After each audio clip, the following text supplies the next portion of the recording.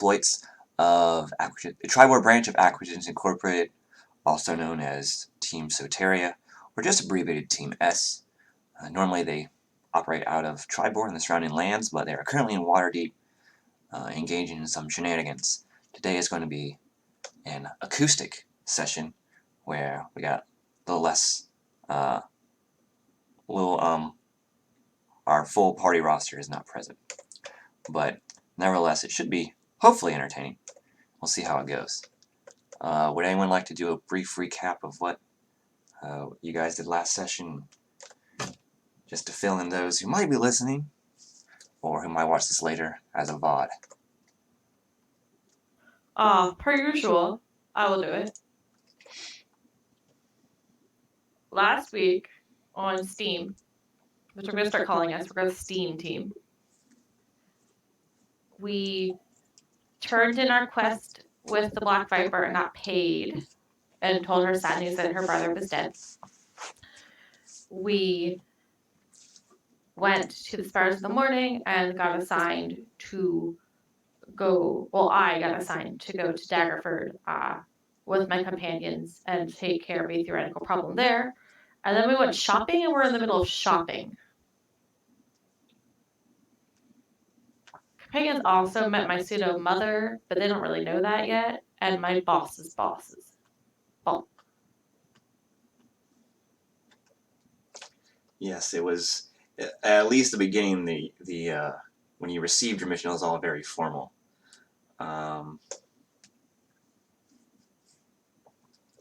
But yeah, you guys are, that seems pretty good. You guys are currently I believe you're at the store, A Touch of Magic, which is, and you're interacting with the current shopkeep, a Miss Pyrrha Amberose, and you're asking, there's this big old book in front of you of a bunch of magic items, and it has like their name, their description, their price, and you guys are perusing through that. And is there anything? Please remind us what's in that book. There's pretty much most any common or uncommon items. I'm not gonna go through the whole spiel again, but there's like, because having an NPC describe magic items to the players is, I mean, I try to make it entertaining, but it's boring for me.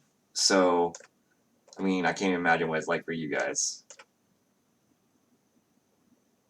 To be fair, our favorite Rex was not here for your description. Well, she was describing, you do know some stuff about her personality. She doesn't like, well, she's a wizard at heart, through and through, and she's like a stereotypical like teenage girl. Like, wizard is like her clique, and so if you're not a wizard, you need to get out. And so there are tiers to the level of get outness. And I'm trying to be hip like the kids are, but I don't know. Hannah and Indy aren't here to correct me. Where's our resident child? But anyway, so if you're a non-magic user, just leave. Like, you're lowest of the low, and then above them are the third magic casters, which are arcane tricksters and eldritch knights, and then above those, slightly above those, are the half magic users, paladins, and rangers, and then slightly above those are divine magic users, and slash, and then slightly above those are those who don't study magic but can just use it, like bards and sorcerers, and then above those are wizards. She also doesn't like warlocks. She views them as cheating, and so she doesn't. They're not even on the list. They're cheaters. They're disqualified. So that's her viewpoint on magic. How does she think that for warlocks but not for clerics? Because you're still using it legitimately, even if you're like, Daddy, can I please have some magic? Or Mommy, depending on your deity. You're still doing, in her view, even though it's not cool because you're asking someone else to help you, you're still doing it legitimately.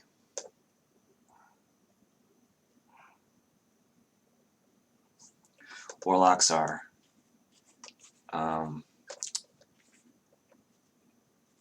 I believe Mike Mills described them as the hackers of D&D, which is what her view is. They're cheaters.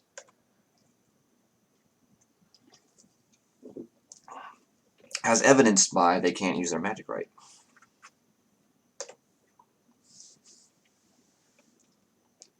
But anyway, that's her. That's what you guys have gleaned from her. But other than that, you guys are free to buy any, and mostly any common or uncommon magic item. So what do you guys want? What did we buy last week?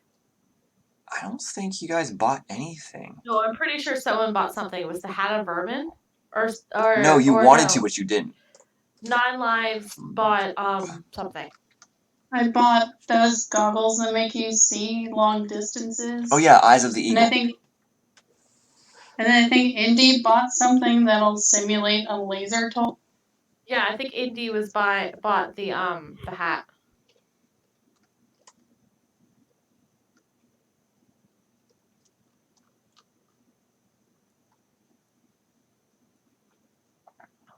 Alright, so you have bought,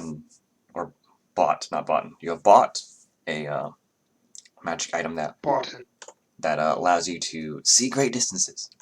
9 lives.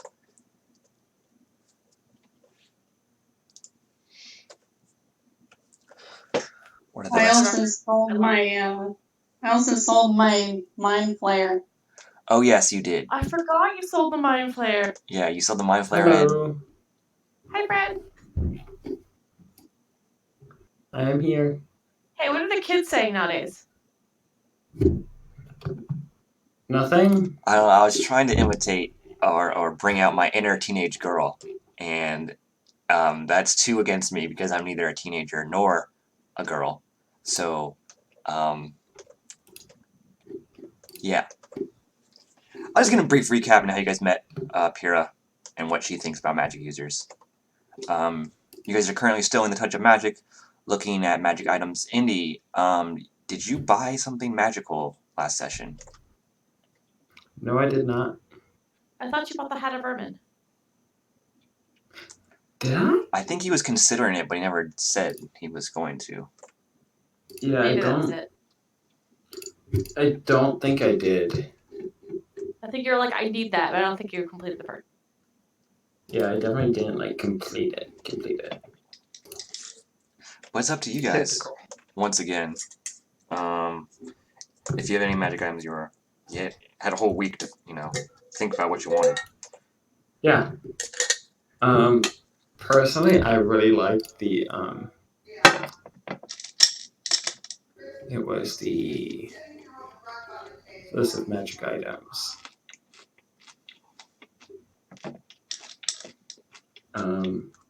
The Cloak of Obscurement seems to be a really good fit for either 9 More Lives or Caxier. I had a question about that spellbook thing. Can I get that enchanted onto my current book, or if I did that, would I have to spend a lot of mats? Just for ease of use, I'm going to say it is a new book, but they have a process where they can transfer all your... Okay. Kind of like updating your iPhone. You can... and that's not like an attuned item either, right? No. So you just... You said that was 100 gold? Yep. That's well within my share, right? Oh, yes. I was going to buy it for you if you weren't even here or when we were at the session or whatever. I would like to do that. Let's see. Yeah, sure. It's just a...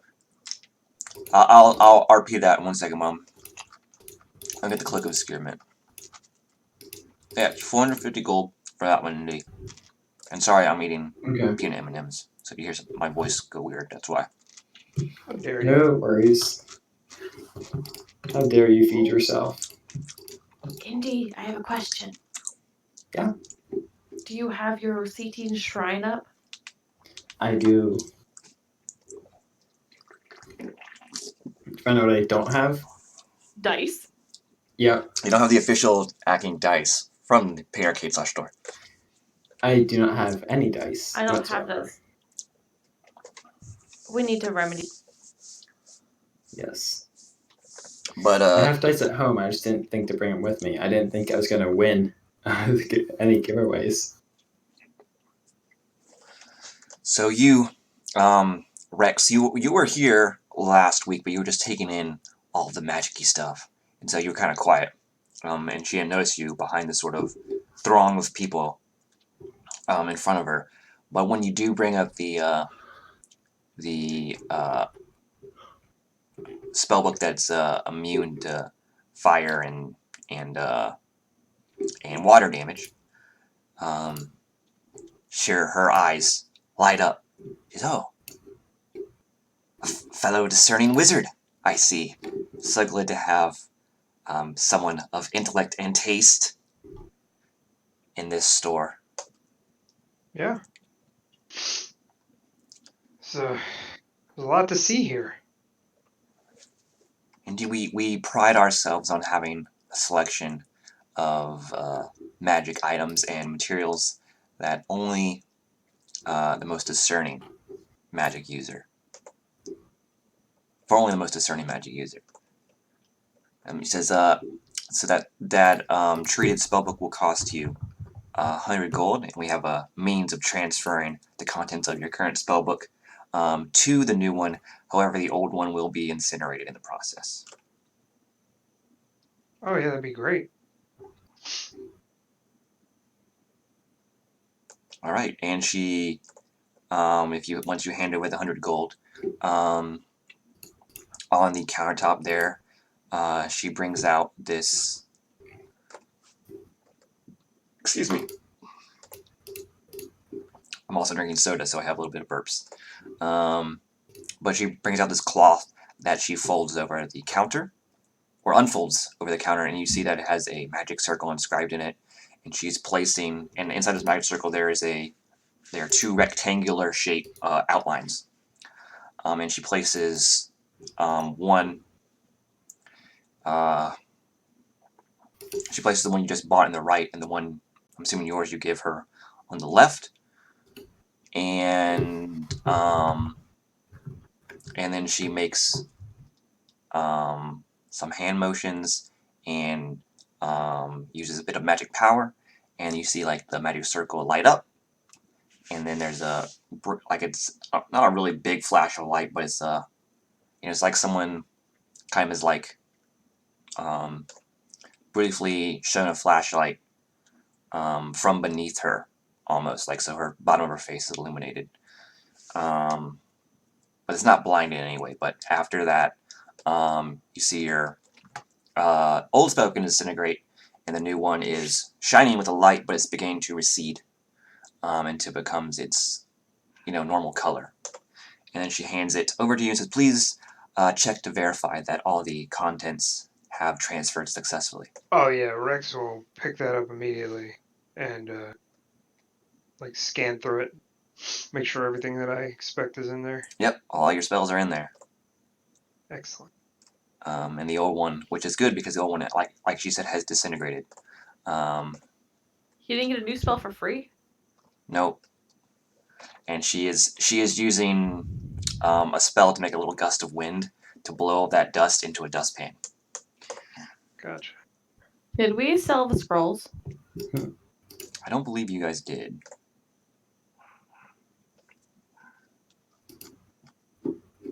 Correct me if I'm wrong. Indy has those, right? Yes, I do.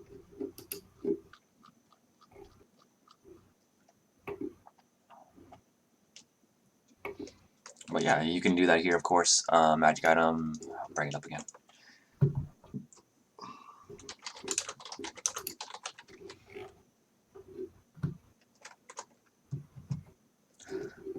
So the third level spell you have are Arms of Hadar, I think.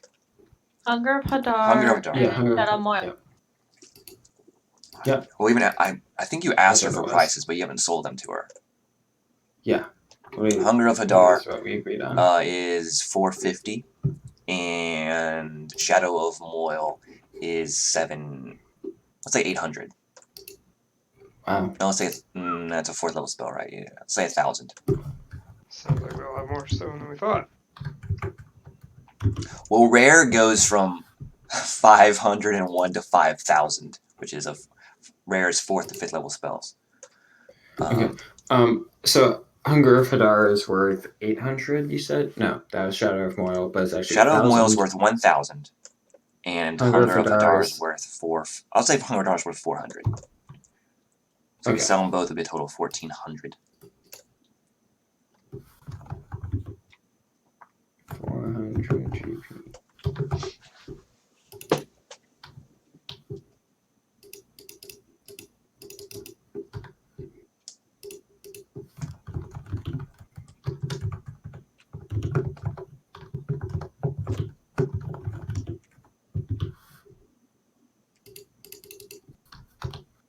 Great. Cool. Got that written down. So yeah, if you want to sell them, she will accept them with some distaste because she has you warlock spells. Gross. But she says we do get the occasional warlock who might find use of these, I suppose. Okay. We just thought we should have just sent them to Kristrel. Sorry, it was I really mean- funny in my head. It's always a possibility. But yeah, so if there's anything else you guys want, like Cloak of Obscurement, she will say, she does take it out from the back, and she tries it on. She doesn't give it to you because 450 gold is a lot of money, but she does show you what it can do on herself. And so she like puts the hood up, and you see like she kind of like starts blending into her surroundings more. But it's not a 1-for-1. It's simply like if you were really perceptive, you can still see that she's moving.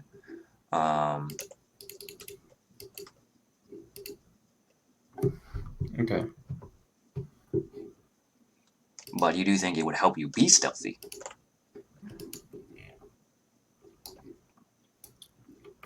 He says that will. I think.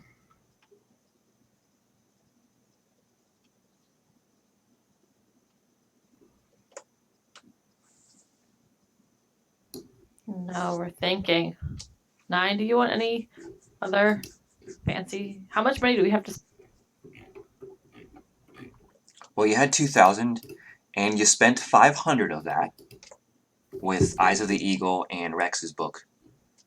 Yeah. And then you sold your scrolls for an additional 14. So you had 30.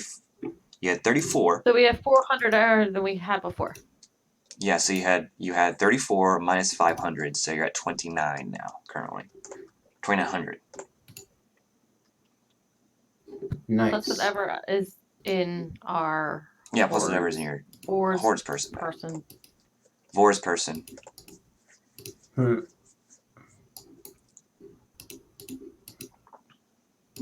I'm kind of trying to figure out if Good it's goof. okay. Read it with me. Should I get the Amulet of the Thunder thing?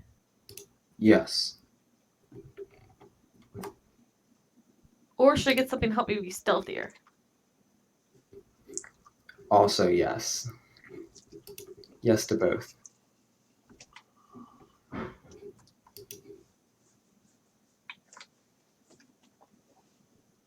You should just get all the things.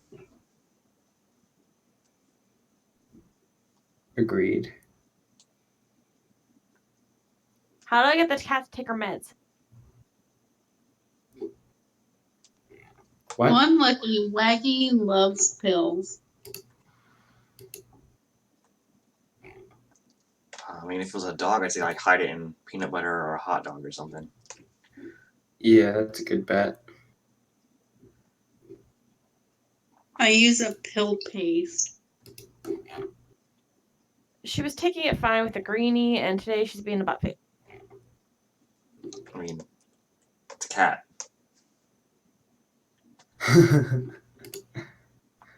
That is true. There, anything is consistent. So I mean, And Waggy, he will spit out the pill pocket and eat the pill. Waggy seems very weird. He is. He's fucking nuts. all right. Sorry to dilute the conversation. I was just trying to get the cat her meds. Anything else you guys want to buy? Why a touch of magic? Okay, sorry. Um, I should buy all the things, is what you said? yes, you should buy the cloak, and you should buy the. Well, she says, well, Um, unfortunately, we only have one of those cloaks. I wouldn't Okay. want the cloak anyway. Get the holy symbol of Lathander. Okay. Or is it better story-wise if she's still on Clunky and if she does a good job of Daggerford, she comes back and theoretically gets... And that she's improving as a cleric on her way to become her, growth. Oh, that's a good.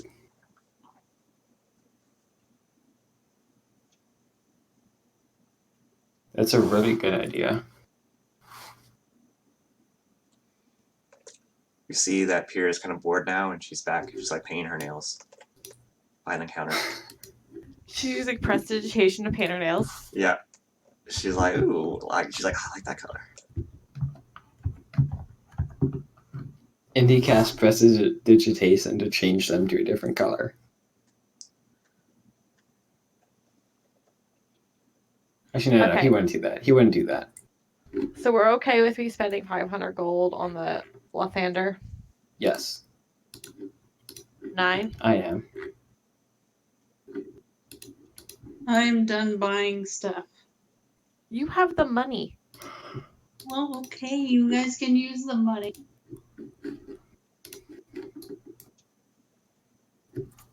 I have 987 gold Wow.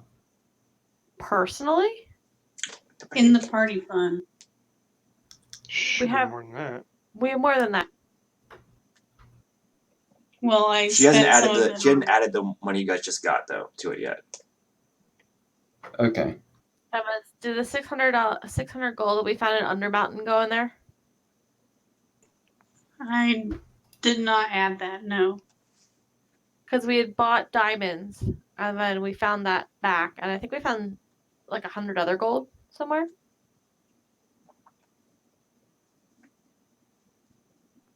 Possibly. I just do not we remember. made I just 600 hand back. out gold, and you guys got to remember for yourselves.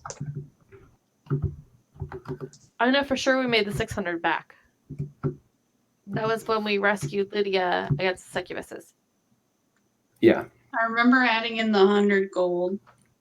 And we found 100 Not the gold in Asmodeus' lair, right? Yes. We did. Or whatever his name was. Abraxas. Demon or god that starts with the letter A. I mean, he's T. But yeah, you mostly got sweet magic items from him than gold. Yeah. All right. So Yes, I'd like to spend 500 of the 2,000 gold to get the fancy Lathander amulet, and I will not buy boots that make me. all right. So she's like, So I really wanted to get the strength gauntlets or the intelligence headband so I could make better checks and see. How much money did we each have, like, to spend? okay. So if what I'm getting is right, there's like 987 in the party funds, and you guys just made it's essentially with that missing 600 gold, you had 4,000. So you have 4,987, Yes. and you spent 500 of it currently. So you have 4,487. That's total. That's just And party I have gold. a little bit of gold to my name.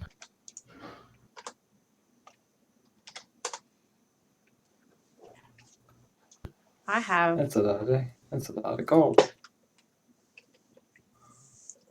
So that's how much you guys should have. I have for party. 92 gold. The hell's a hat of wizardry? I unless only unless you have. cast one cantrip. Oh, I have 80 gold. It's the cantrip thing.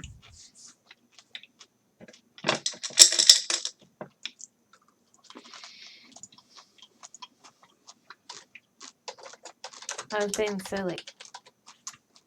I didn't get the joke. I'm sorry. Tim, or Rex can cast all the spells he would ever want. Ah, That is a cantrip. that sounds like a good thing to have. Only once a day, though. Yeah, it's common magic items. It's not supposed to be good. It was a joke.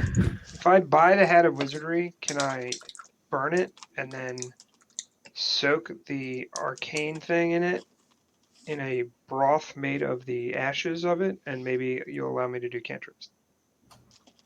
No. Apparently was that's I not was how legit- magic works. I was legit going, look, Rex can cast all the spells. Does Rex need an item that casts all the cantrips on top of it?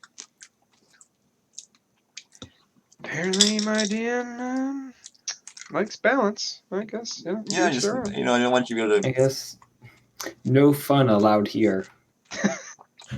You're my right. point was I it was cast way slow too last much. time. No, I'm good. Actually, this I'll extra. spend. Wait, how much is a cloak of protection? I'm probably not going to buy it. I just want. Cloak protection will be that one since it's so good is 500 gold. You could Oh, use wow. it though. I'll think about it, but I will buy like 400 gold worth of magic ink. Yeah, she says that when you mention cloak of protection, she says that's one of our most popular and common magic items. So it's gonna be up there. She says in price. So 500 gold. So you bought 400 in inks. I spent 500 gold. Yes, so I Right. bought 400 worth of that. So you are at We spent 900 gold total. 35.87 now when you're all said and done. No, Rex has spent 500 gold total, Yeah, including a spellbook. that 4487 is before Rex bought his 400 of magic inks, and then you're buying your 500 symbol of Lathander. Yes. So you're at Yes, 35.87. I would like to buy the symbol of Lathander. And she's like, divine magic users. But What magic user? divine magic users. It keeps the wizard alive. Like good wizards shouldn't be getting hit, obviously. Yeah, well. Whoa. I didn't get hit. Okay? I let them hit me. No. What are we talking about? I didn't get hit. No, I'm buying the amulet to keep you up. Sure. I mean, And- you can But, you know. go to a different dimension and For- just chill out or avoid all damage, or you can like project a shield of force around yourself also, or magically conjure armor. Good wizard shouldn't get hit. How does she feel about Jim Dark Magic? Have you brought up his name? I think we did at one point. We definitely did at one point. Okay, so one sec. I just want to know. I'll roleplay it out, but first she hands over your holy symbol of Lathander. This is like a sunburst, half a sunburst, so it's like a sun coming over the horizon. So it looks like this. Beautiful drawings. Straw stream time? There are more spikes than that That's for the sun's rays, but it beautiful. looks like that. And it has the chain Where can going I off find of that it. in D&D Beyond? Chain going off it like that. And it's solid gold though. Holy. Usually these would be plated, but because of its Lathander. connection, and its magical properties, it is solid gold. And you notice that immediately just due to the heft of it. Is there a link for this item on the D&D? There's not, because it's a custom magic item I made.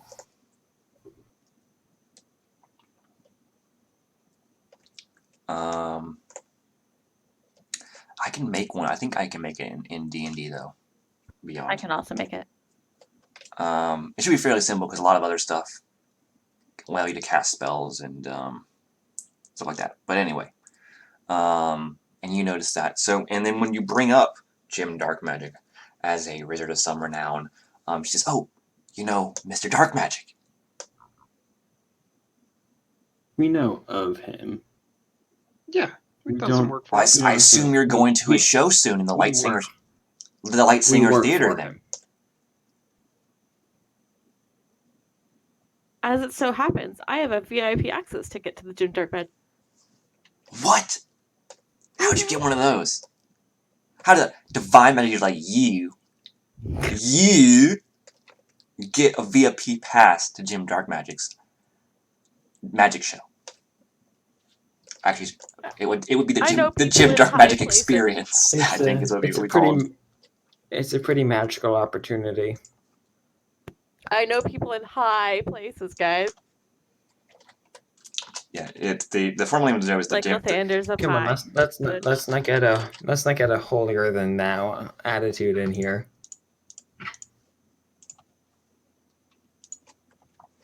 No? Dang. Well, Okay. I got it. he says, "Don't think Thank you. that you can." She says, "Don't think you can appeal to Jim Dark Magic just because you got that VIP pass." I didn't say I was going to use it. What? You're holding gold in your hands? You're not going to spend it? Just saving it for a rainy day. You never know when you'll need a meeting with a high powerful wizard like Jim Dark Magic. She says, it's like she's lamenting like that VIP pass is wasted in your hands. You wouldn't even know what to do when you met him, what you would talk about.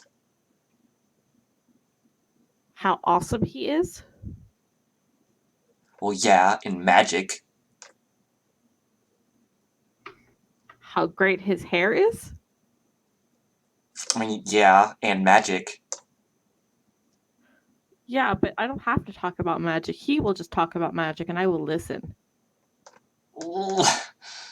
She's like, you got her there, is what her expression says. Evelyn's not like Evelyn is an intelligence of 10, but she knows that Jim Dark Magic likes to talk about himself. But yeah, thanks to Pyrrha, you know that Jim Dark Magic is holding a magic show at the Light Singer Theater soon. That's great. I don't care. That Evelyn- standoff, that She doesn't care. laissez-faire / nonchalant attitude is coming across to Pyrrha, and she is incensed. And I've you can got more tell. important things to do than going to a magic show right now.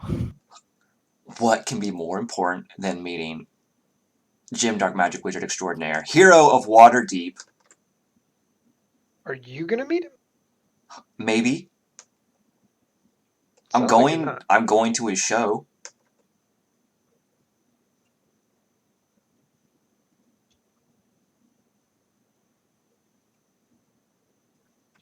What about saving a city from bandits?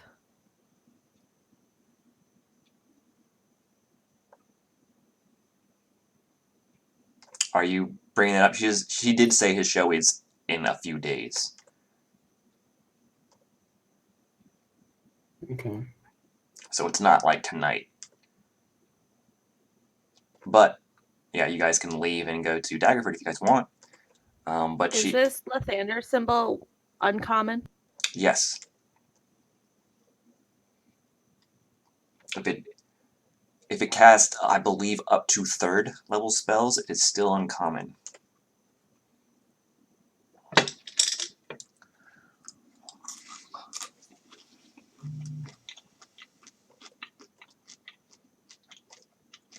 So assuming you guys leave the store with her and pouting. Is she jealous of my Oh, yeah, she is. Okay. You don't like your passive insight or your wisdom is hard to see that she is. Okay. She's also a teenage girl, so Oh, I know. she's not great at Wait, who is a 10-year-old? The storekeeper's a 10-year-old girl? teenage. Oh, teenage. Okay.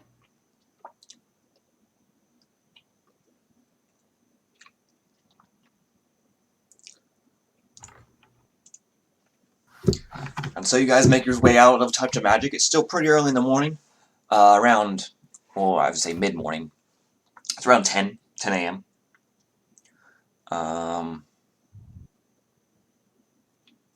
Actually, no, it'd be closer to midday now because you met with Esvela and your bosses as far as the morning, so it's actually around midday now. Around noontime.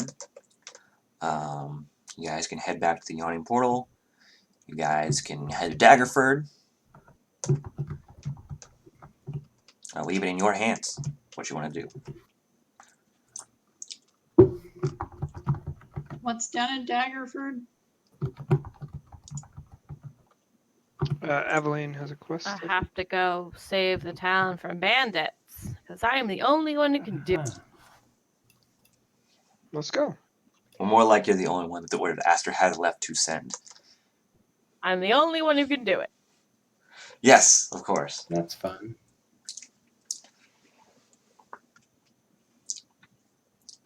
Alright, so you guys, I believe, so you head out towards the south gate, and Waterdeep has a number of, like, wagon companies, trading companies, that sort of thing near the gates, or caravans, that sort of thing, where people can catch a ride, and you guys are catching a ride to Daggerford. Going south along the, I believe it's the high road, but let me check and see.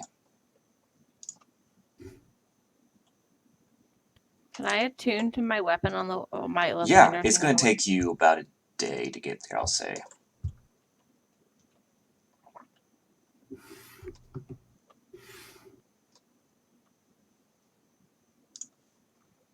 And now let me open up Aveline's personal quest log sheet.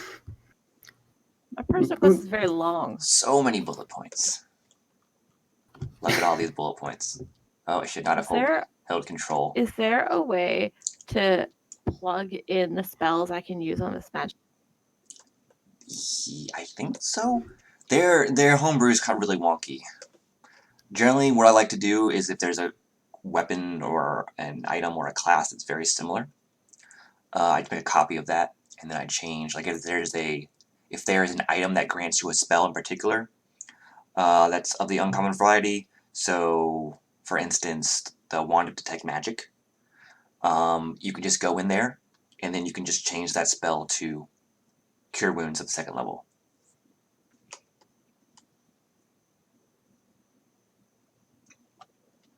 But anyway, that's the intricacies of D&D Beyond. We are playing D&D, Dad.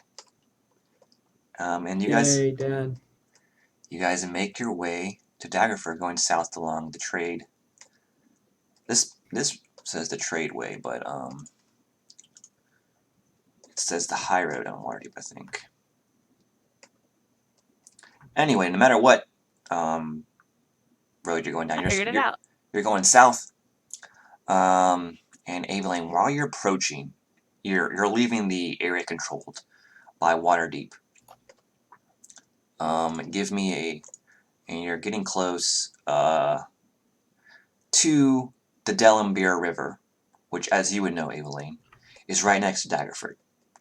Daggerford is north of the river, and therefore closer to Waterdeep than the river, but is still right on the edge. There's some docks there that fishermen and merchants make use of.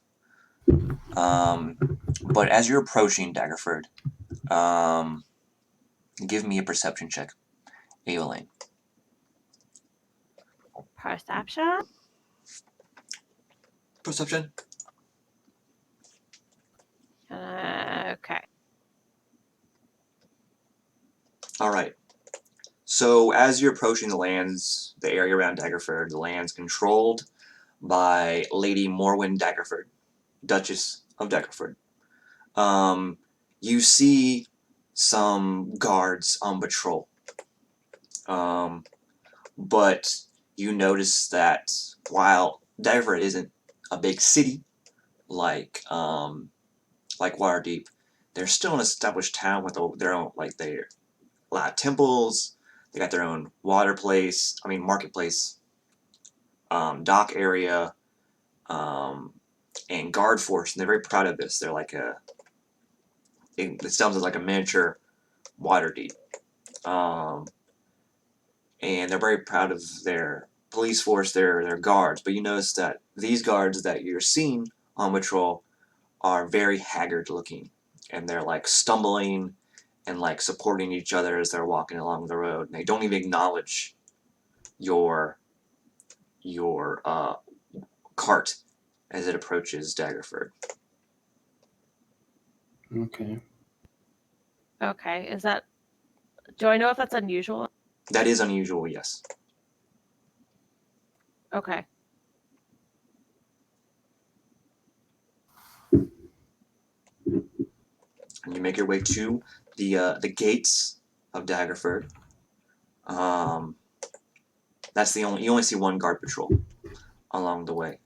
And you see that Daggerford itself appears to have, while it is a walled city, outside the city, and I'll move you to Daggerford now, so you guys can see what I'm saying and what I'm doing.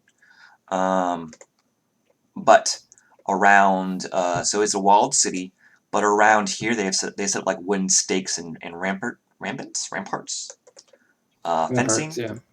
The fencing with the sticks, the stakes in it, to ward off attacks, cavalry, that sort of thing.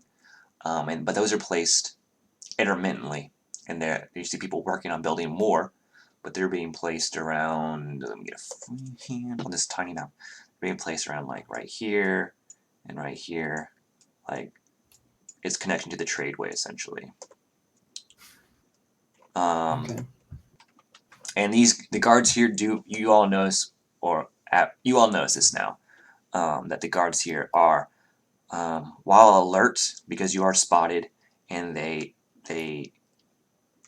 see you coming, but all these people look very tired. They have rings under their eyes, their gaunt appearance. The men have you see a couple days worth of beard growth, disheveled, would be one way to describe their appearance. But you make your way to the gates, and they're sort of scrambling to seem professional and to get you into the city proper.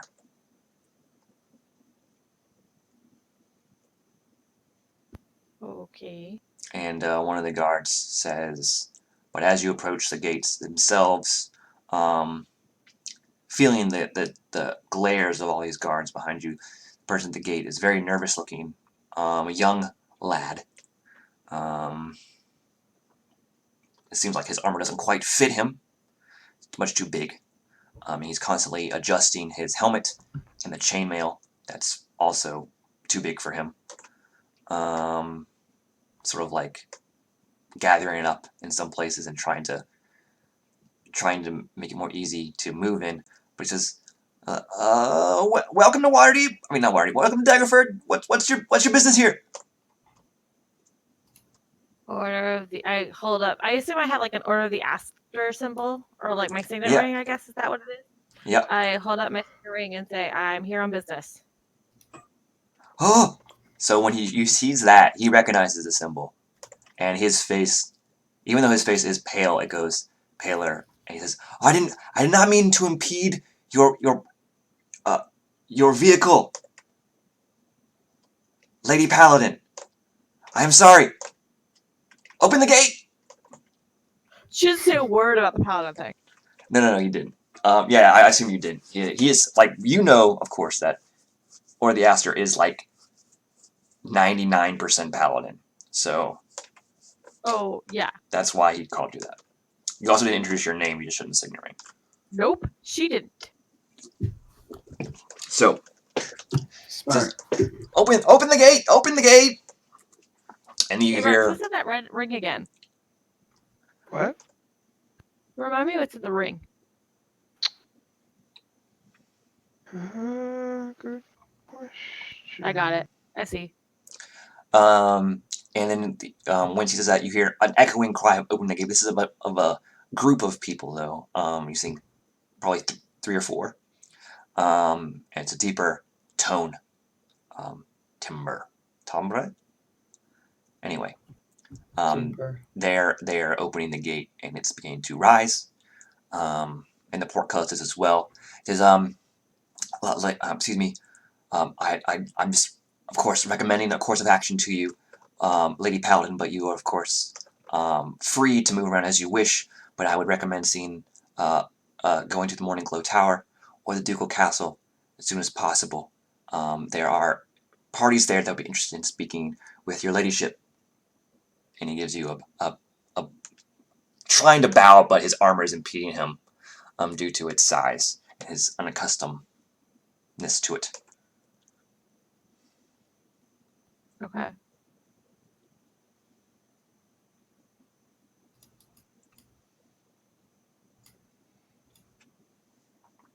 And so you guys enter through this through 2 right here. Oh, that's drawing. Let me get rid of that. That's fine. I'm still tinkering with this magic item. I figured out how to do it. So you guys enter through 2 here, and you see in front of you a tavern and a marketplace. The marketplace has some stalls and shops around its sort of perimeter, but all the stalls seem very bare, and the people that are working them seem frightened almost, like they're not all smiles like you would associate with people trying to sell you stuff there. That is probably one of the furthest things from their minds currently. They are frazzled, is what you've said. Yeah. Okay.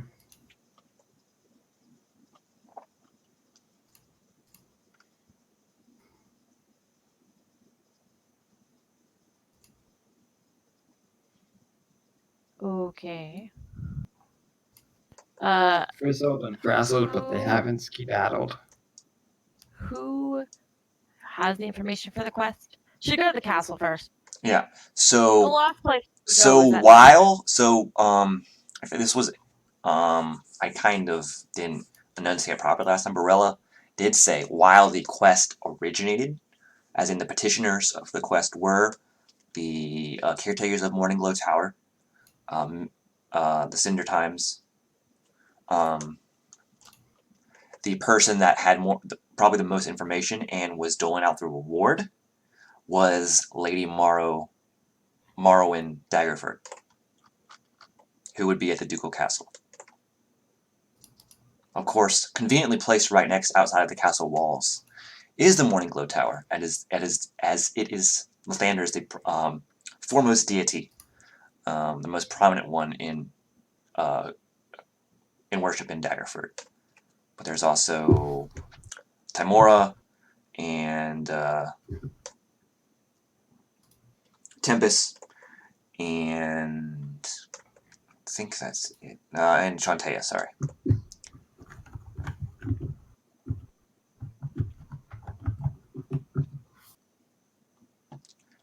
So you advance along the road called the Duke's Way and make your way past Morning Glow Tower, which you see is it's built in the sort of style of the Spires of the Morning, but it is only a singular tower.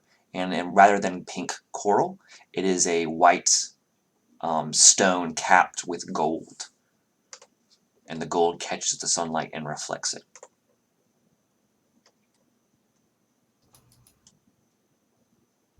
Okay.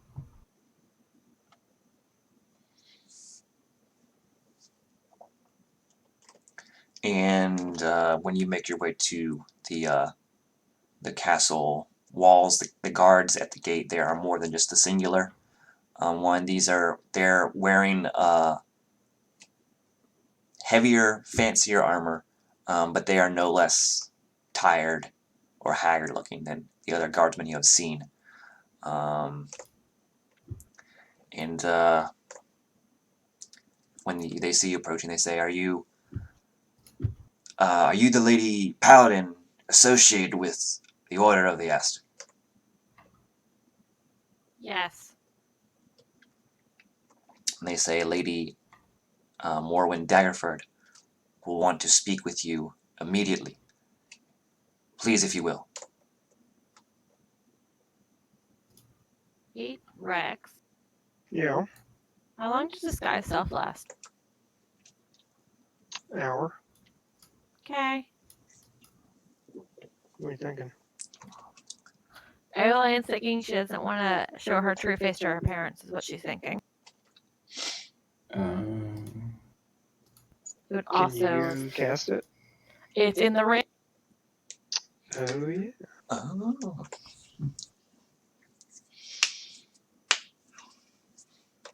All right. She's not going to right now. Does she know where the keepers of at the Lathander? Does she know if her parents are at their temple or in this They should be. at As the far as temple? you remember, they were concerned. They're more concerned with worshiping Lathander and the upkeep of the Morning Glow Tower rather than their own children. Yes. Yikes.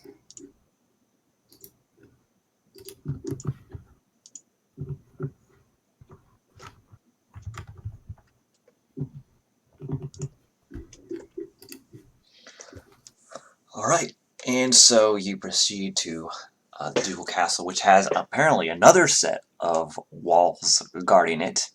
But you pass along some looks like some gardens. These are not well maintained. You can see that there's grass where it shouldn't be growing. The roses are wild, haven't been trimmed or cut, as well as the hedges. It doesn't look good. Certainly not a good show for a noble person. But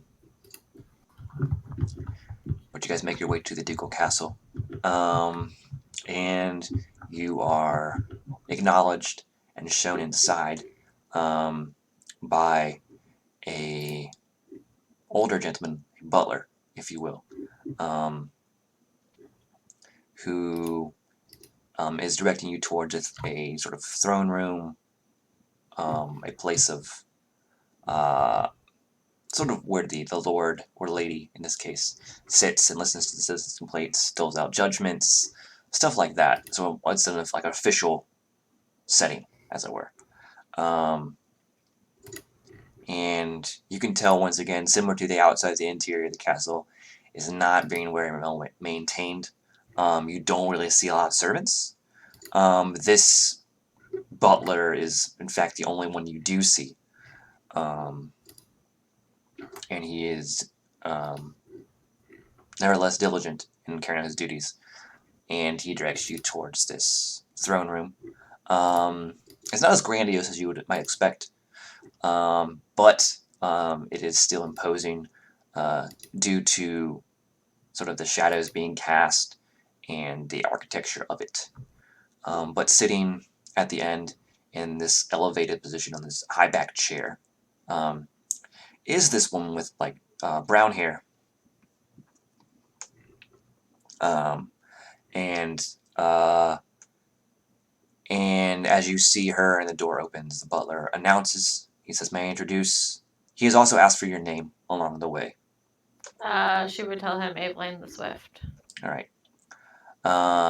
He says, "May I present to her Lady Daggerford, Lady Evelyn the Swift of the Order of the Aster." And then as he says that, he bows, and then he sort of closes the double doors behind you guys. And you're sort of as far as you can tell, in this room alone with Lady Daggerford, and she says, please come closer so we may converse in a more natural manner.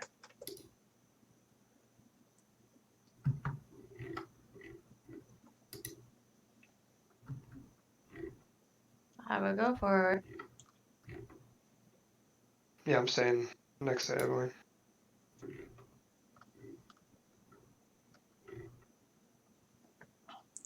And then as you approach, she says, Lady Evelyn, I apologize for the sorry state of our town, and the lack of reception that someone of your status should be receiving, but as you can see, or as you are probably aware of and why you're here in the first place, we are under siege, as it were,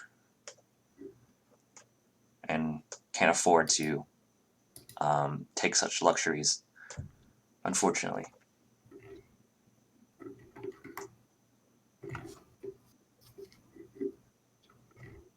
She says, so I'm assuming you are here, of course, about the missive, the request we sent to the order, unless there's some other reason I am not aware of. No, that's the reason. Oh, good. I thought for a moment that some other tragedy had befallen our town.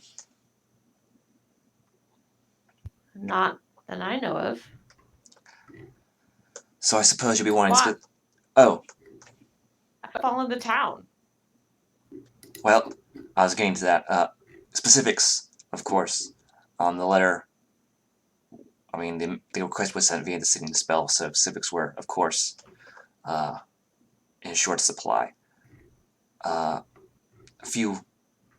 a few months ago, bandits began attacking the farms, lands outside, or in the Daggerford area, and land under my control.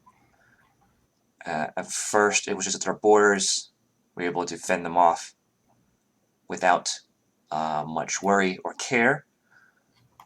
But then, I mean, such bandit attacks are commonplace. And we haven't really had trouble with them in the past, but these bandits, and them is different. They're focused, skilled, even. And they were able to, and eventually, overpower any guards we sent out to apprehend them. And once the tide sort of shifted in their favor, they haven't slowed down. They began encroaching further and further upon the city of the town of Daggerford itself, so much to the point of that I have had to take many of our citizens into the safety of our town walls. And so we are, as you can see, probably from the sorry state of our marketplace, on short supply from trade caravans, food, that sort of thing. Luckily, we have plenty of water, thanks to the Delambir River, but I mean, our food won't last long, and people are beginning to lose hope.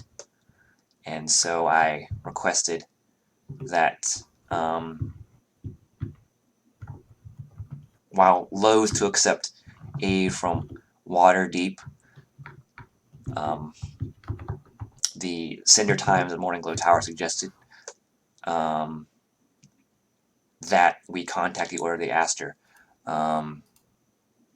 as my court mage has been uncooperative of late, and my captain of the guard is doing his best, but he is old, and crippled and unable to take to the field of battle himself.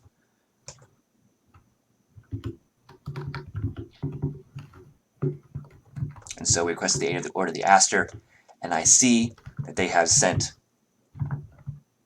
a capable warrior such as yourself, and Your companions do not appear to be members of the Order, as they were described to me by the Cinder Times.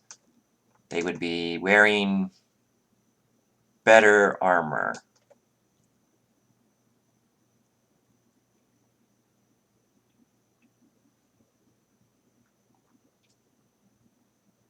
Was that a question? No, it's like kind of like a. She's trying to figure out who the rest of you are. They're with me. They're my friends. I wasn't aware that they asked her outsource, but I suppose I can't very well turn away people willing to help. The Order of the Aster don't typically outsource, but I was the only one available. They got me and they got my friends.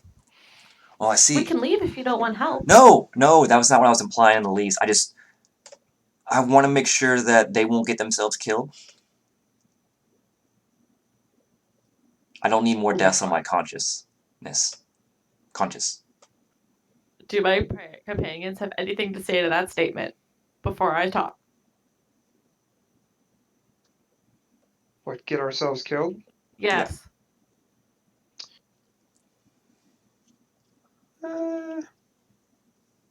We'll be okay. Is Nine Lives just looking around the room? There is nothing shiny here. There are no rays of sunlight. It is all. Actually, It is. I'll sarcastically say, we'll be fine. We have a Knight of the Aster Order with us.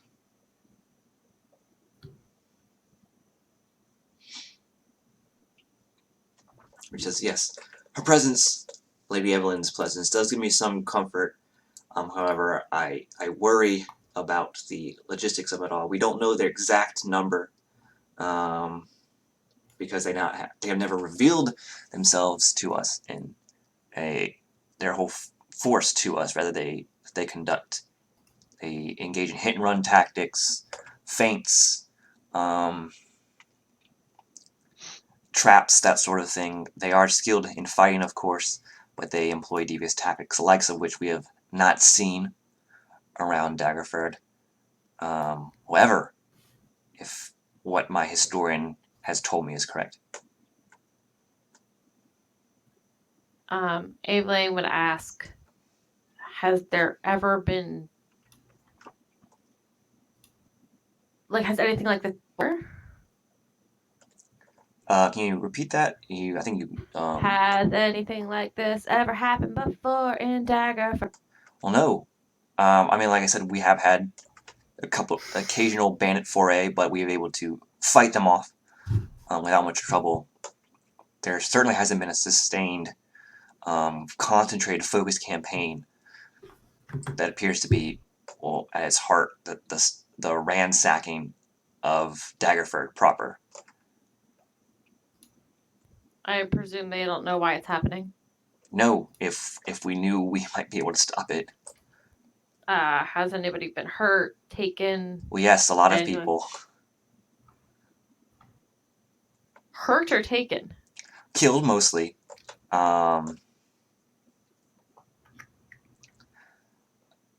As far as taken, I'm not certain. We certainly haven't recovered all the bodies of those that have been deemed killed, especially on the sort of outlying lands.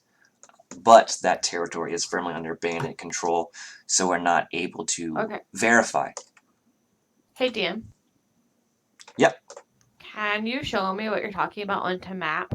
Since I was literally half paying attention, trying to get my magic. I know when you started all of this conversation. What are you looking for? Where the people are getting in. Okay. The side of Soteria. So you guys are at the Ducal Castle right now. Yeah. She would elaborate, saying that the bandits are attacking the surrounding lands of Daggerford and this Daggerford area box. She would say that they're mainly focused from the south. They're coming from the south. So they're on the other side of the river? Yes.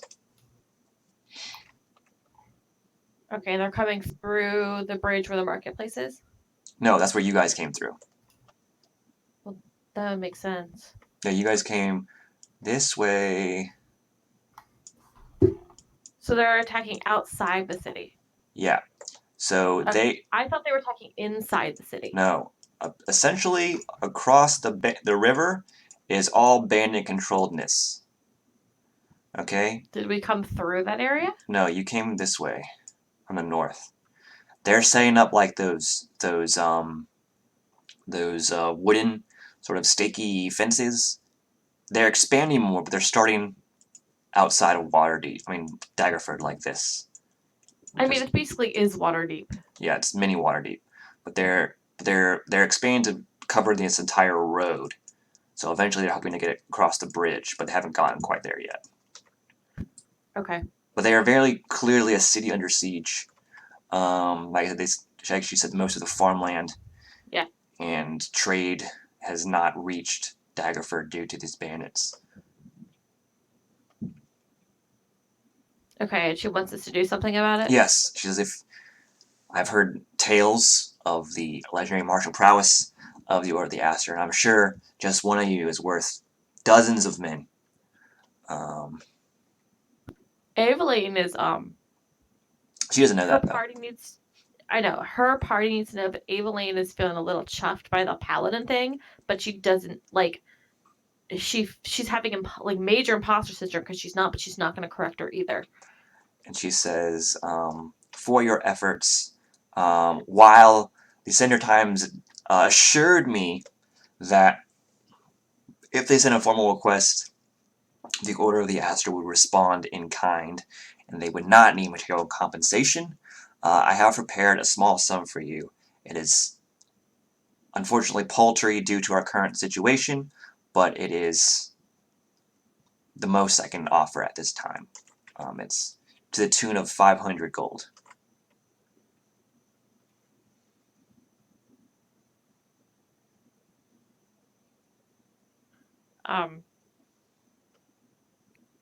Eveline doesn't, but the rest of the party might.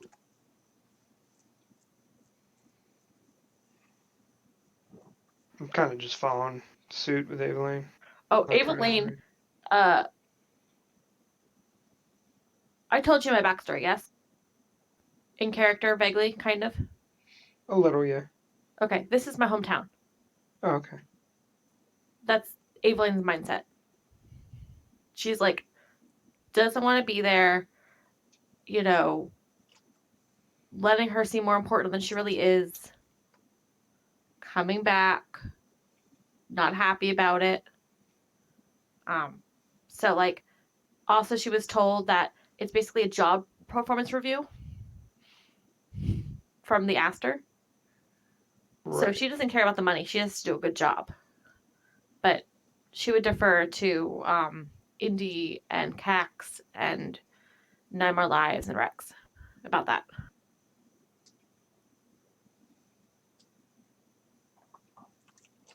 Then, if you need more information, my guard captain, Paladin Istaval, might be willing to speak with you. You'll find him at the drill field. Of course, there are also the Cinder Times at Morningglow Tower. They probably want to meet you, as they are fellow worshippers of Lathander.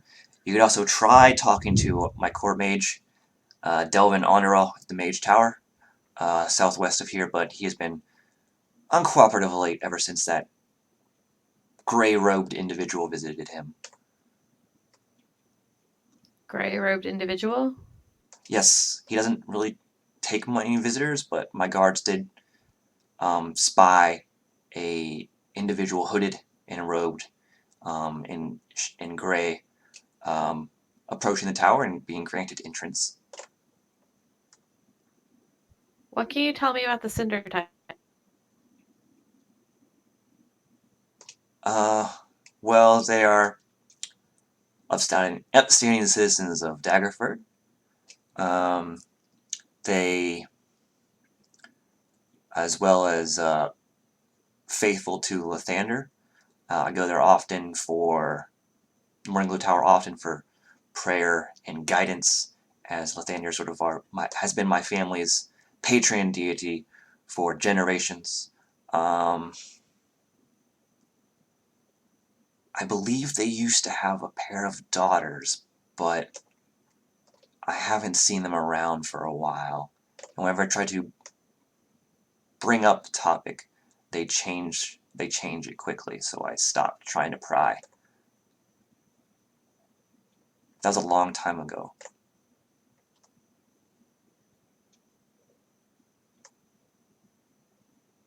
It was before I was. It was before I was Duchess of Daggerford. Thank you for talking. I was going to quote Veronica Mars' theme song. Okay, so they don't talk about the daughters, is what I'm understanding. Yep. They don't have any other children. As far as I know, no. No, that was me talking. It's not Okay. you. You told me what I wanted to know with the daughters. I just didn't know if they had any other kids. It was interesting to find out. Okay, I guess we'll be off to talk to them. I wish you well in your efforts. May Lathander bless you and guide you. And you as well. She would say something different. She would say, like, may his light illuminate your path, is what she would say. May his light shine upon you always. Come on. And then when she dismisses you and you're walking away, the doors once again open for you. You see the butler there. Once the doors close, who thanks you for accepting this task. He says, this issue has weighed heavily on my mistress's mind, and the fact that you are willing to undertake it and that you seem like capable individuals gives the townspeople hope. How long has it been going on for? 2 months. Oh, okay. Months. Gotcha.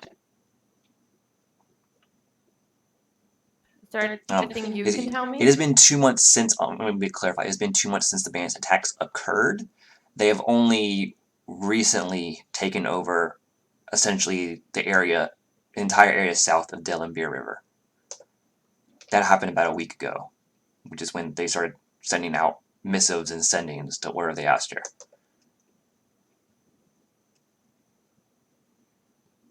Okay.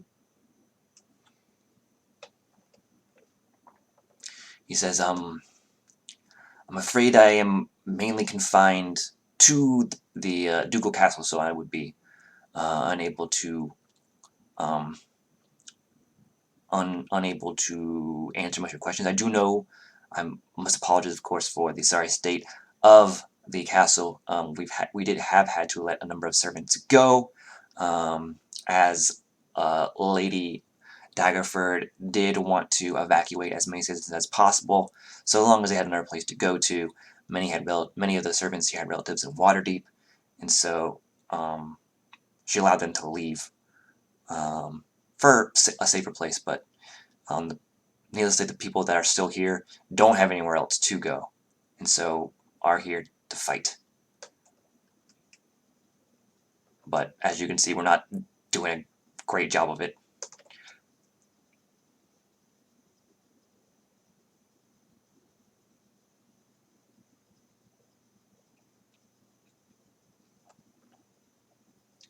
Are you familiar with the layout of the city?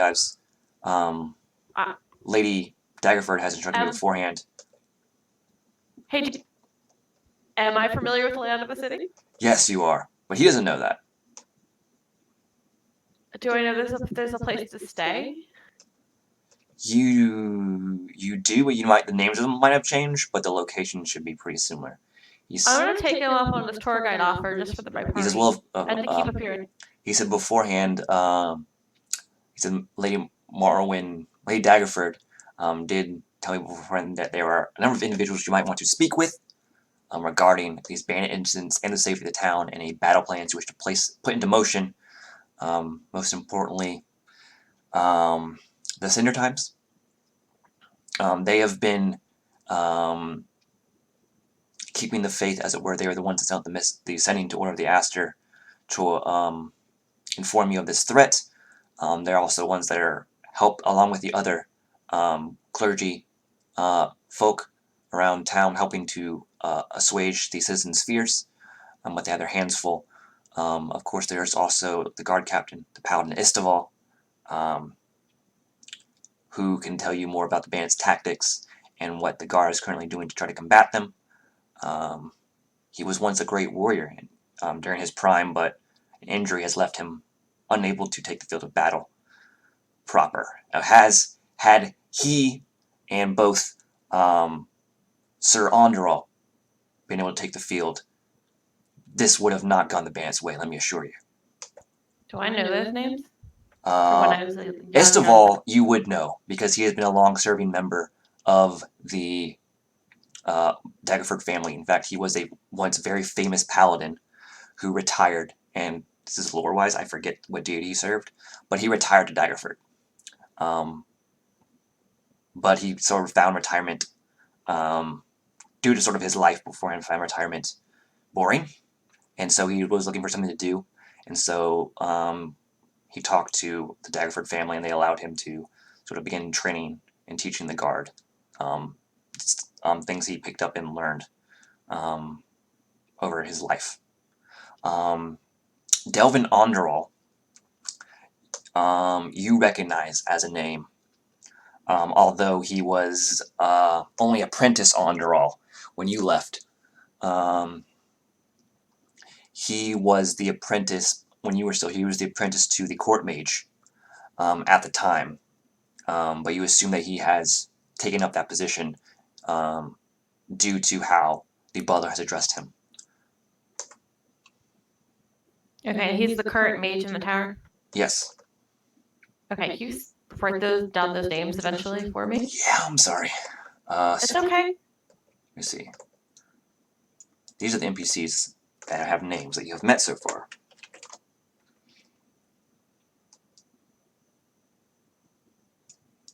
Okay, so I would say yes, I know my way around town. I've been here once before. Oh, I assume you have taken the pilgrimage to Morning Close Tower then, to see the holy texts that that place contains. Something like that. I have not as I'm not an ardent believer in Lathander myself, but from what people have told me who have had a chance to glimpse at the holy text, they said that the revelations inside are illuminating. That's not meant to be a pun. It's just they say it changed their whole life. Okay. What was the book called? I think they called it The Light of the Morning. Okay, I'm gonna walk away now. Yes, of course. And she walks away.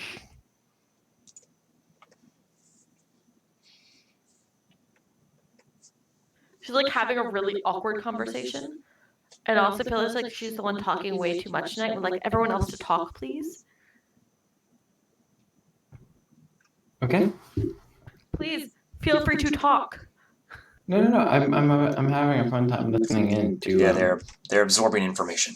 I don't want to talk anymore. This is your town. We were kind of deferring. I have not been to this town in a very long time. I get it.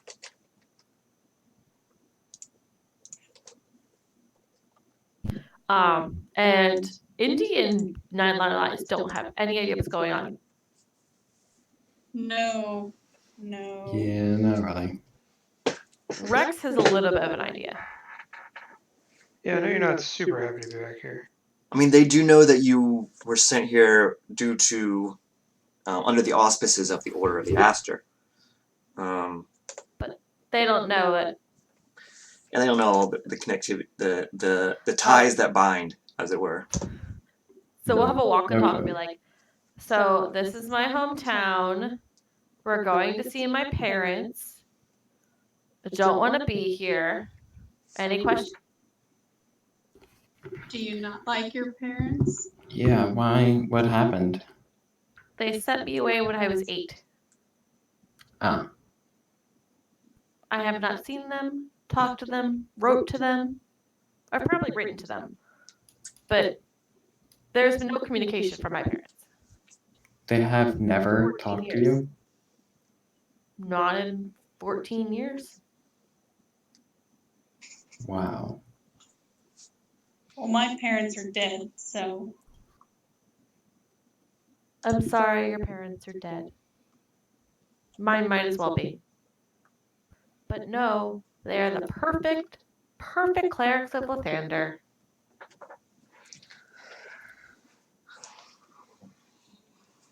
Why did you become a cleric of Lathander if you hated them so much? I didn't hate them. I never hated them. And it wasn't my choice. I was sent away to the Aster when I was 8. They were trying to protect me, and the only way they know how to protect me is to send me off to God school. It's like military school, but worse. Like the monastery, but for Lathander.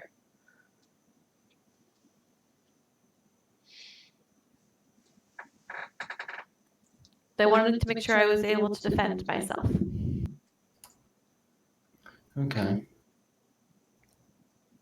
They had your best interests at heart, but they didn't do it the right way.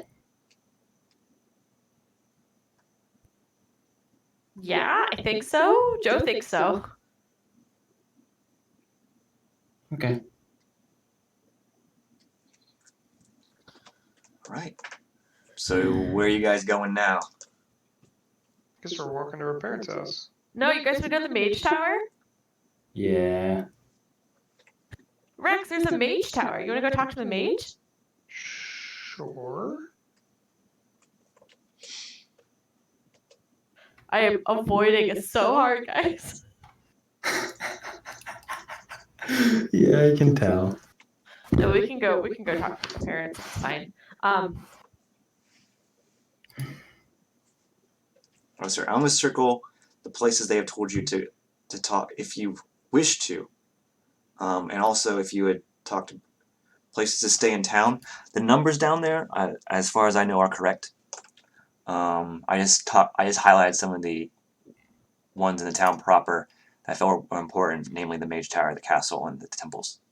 But the numbers, the key there, should be good for taverns and whatnot if you want to find a place to stay. Depending on how long you wish to stay here. But I'm gonna circle the place. Oop. Talk about this. Also, indeed, Lathander is kind of the only thing I've ever known, too, if you think about it. That is true. Those are the 3 places they talked about going. Saved by Onyx. Onyx saved. Your cat saved you. Yes, he came into the room. That means when I get uncomfortable, I can snuggle him. Yay. So you guys are going to a Morning Glow Tower, talking as you walk. And you come up to the beautiful engraved double doors that depict like Lathander, essentially like he's the sun god, so it's like how he dictates the movement of the sun across the sky. Evelyn's gonna use the ring and cast Disguise Self on herself before she... Alright, what do you want to look like instead? She doesn't look like herself. Alright, disguise self, you can make yourself look like anything, but you can only make yourself a foot shorter or taller. Her height is fine. She just wants to look like... you must have the same arrangement of limbs, so essentially you can look like any humanoid creature. Man. So I can't have 1 leg and 3 arms? Nope. I'm disappointed. I believe that would be alter self, which is a better spell. Oh, that's cool. I didn't know that spell existed. It's a 2nd level. Only 2nd level? Dang. She's gonna change her hair to red. She's gonna look like she's gonna change her hair to red. She's the same height, same outfit. Probably blue eyes, red hair, blue eyes. You know, like another human, but not, you know. Okay. So you guys all witnessed his transformation. I'm assuming you're not trying to hide it from your party. No. And you open the doors to the Morning Glow Tower, and you see that there are a number of maybe not exactly what you would call faithful, but there are a number of petitioners here who are sort of praying around this altar to Lathander. And there is, yes, altar stuff is really good. And there are, you see two individuals sort of moving through the crowd of sort of bowing, or like people, if you've been in church, you know what it looks like everyone's praying. It's essentially that. They're pews up and people are doing that. And they're sort of moving through the crowd, asking people if they need help praying, or if there's anything specific they need, stuff like that. But then they witness, or they see your group, and one of them, a woman, comes up to you. And you, Evelyn, in your disguised self, this looks, while it does appear older, it does look like what you remember your mother to look like, just older, more wrinkles, very tired. And she says, "Welcome, travelers. Are you here to seek the relief that Lathander provides?" And then she sort of notices. She says it sort of like monotone, kind of like. Like she's been overwhelmed. Yes, and like she's it's repeating on it autopilot 700 times almost. today. Yeah. And but then she like sort of sees your armor and snaps out of it. Says, "Oh, my lady, I'm sorry. I didn't recognize you at first." And she gives you a curtsy. And she says, "Oh, this is great news. The order received our sending then, and has sent your group to assist us. Lathander be praised! Lathander be praised!" And then that's sort of like echoed throughout the room. It's like a Dalek.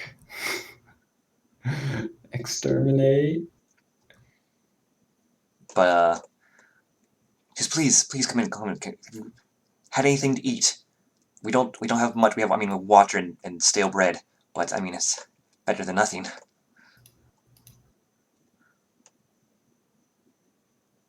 Did we have a long rest, Dan? Along the way, yes, it would take a day to get here. So yes, Then I would have prepared feeding people. you prepared what? I'm sorry. Conja, food, and water. Yeah. What is your food of choice? Is it potatoes? It's not potatoes. I believe the spell says that it is tasteless, right? It is nutritious but tasteless. I could be misremembering. The food is bland but nourishing. Yeah, I think it's just potatoes. You really need some potato salt. products. You really need some salt in that. Some salt and pep. Good, Well, we didn't buy McDonald's the bag of fries. seasoning at the store, so. You can also prestidigitate it and change the taste. That's such a cool idea. But keep in mind, you can only do it 3 at a time, I think. Yeah. Yeah. But yeah, so they are offering you a place to sort of sit. They're moving you. You're circumventing the crowd of sitting and bowed people. She's sort of guiding you around them. She says, "Well, where are my manners? Of course. We are the resident clergy here at the Morning Glow Tower, and we are fellow worshippers of Lathander, of course. My name is Emmeline Cindertime, and over there is my husband, Gerard Cindertime. It is a pleasure to meet your ladyship." What was the last name? Cinder Time? "Yes, Cinder time. your ladyship, Lady." Evelyn the Swift. "It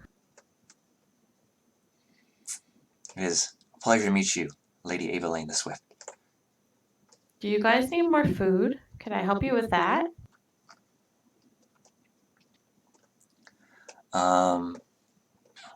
And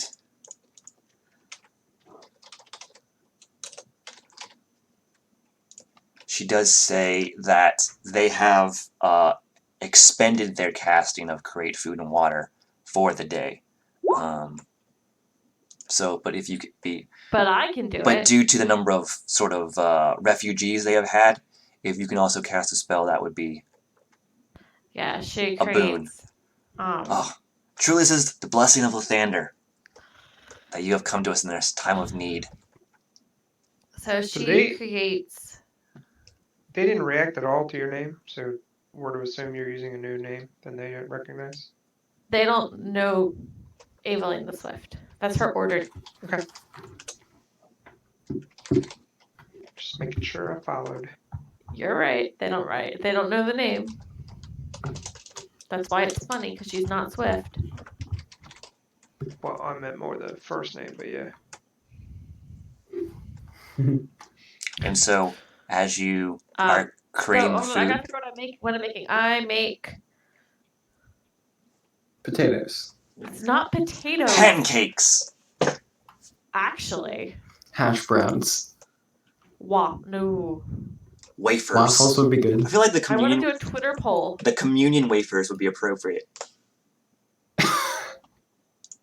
No. Yeah, it would.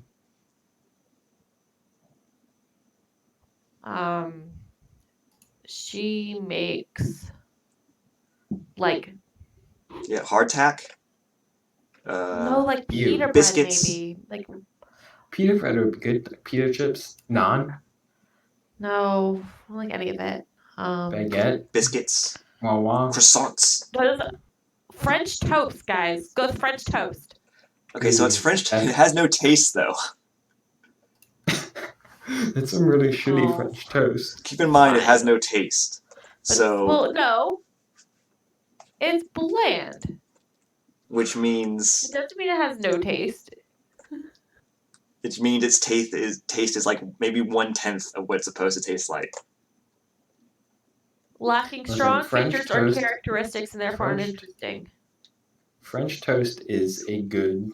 Mild or insipid. Yeah, French French. toast. See, I was gonna, Tasteless, French toast flavorless. tastes delicious, but you've made a I know, bland and I want French it. toast. Fine.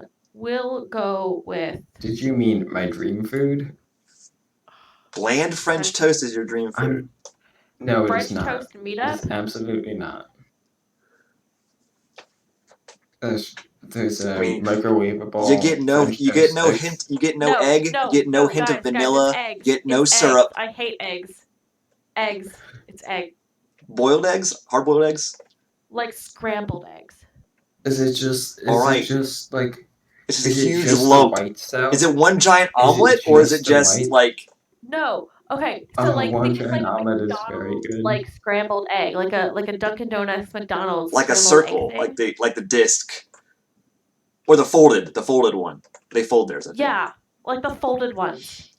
So there, it's They're like just it's almost gross like in folding general? a comforter or a blanket is what it looks like. Yeah. But since it's 45 pounds, it is stacks on stacks It's on like- stacks.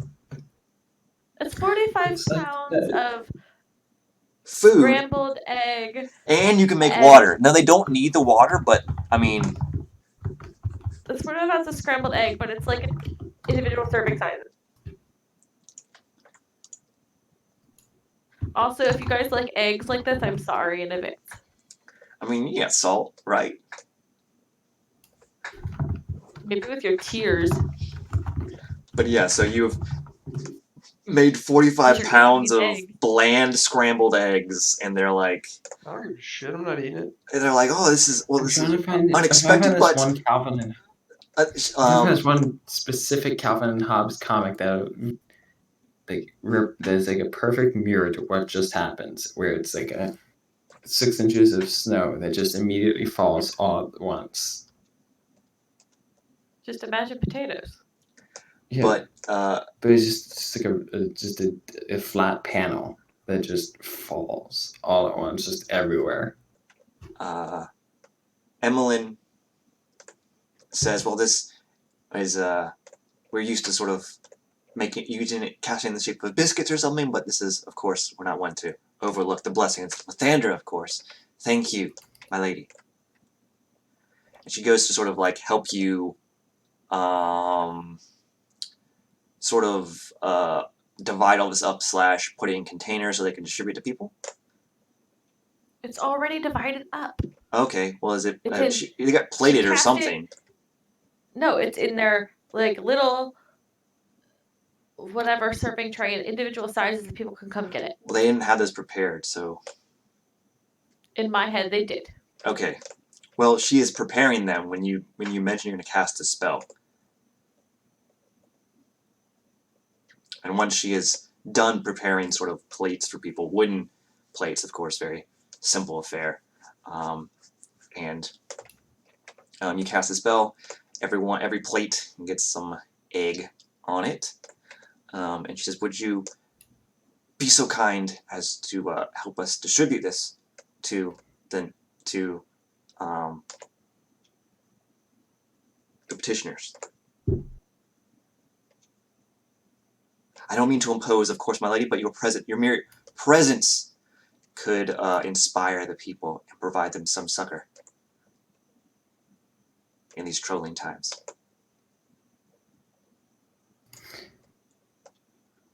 I would like to. Can I offer you an egg in this trying time?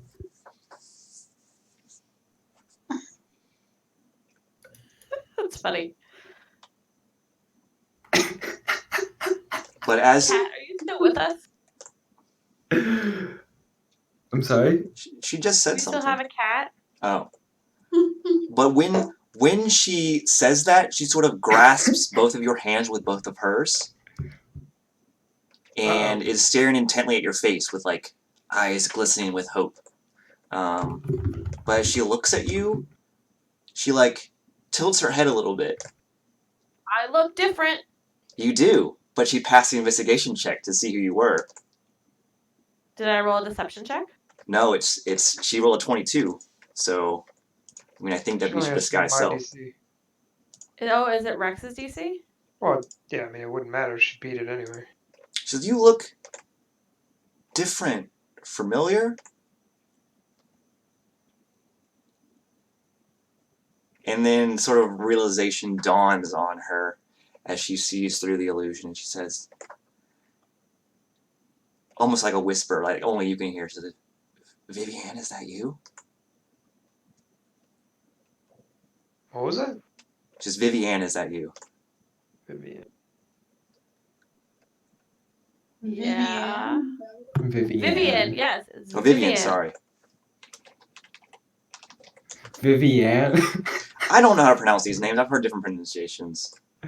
It's Vivienne. God. I really would be like, no, it's Valora, but I know it's wrong. Yes.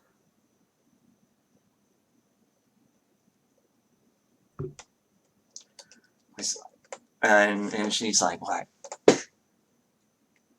It's good to see She would you. drop the spell. Yeah. And she knows. It's good to see. I certainly didn't expect. I got it out of the ring, though. I certainly didn't expect the order to send you. How have you been?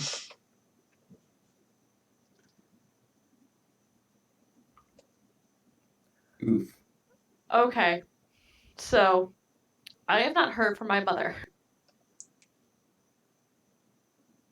Really Yes. care.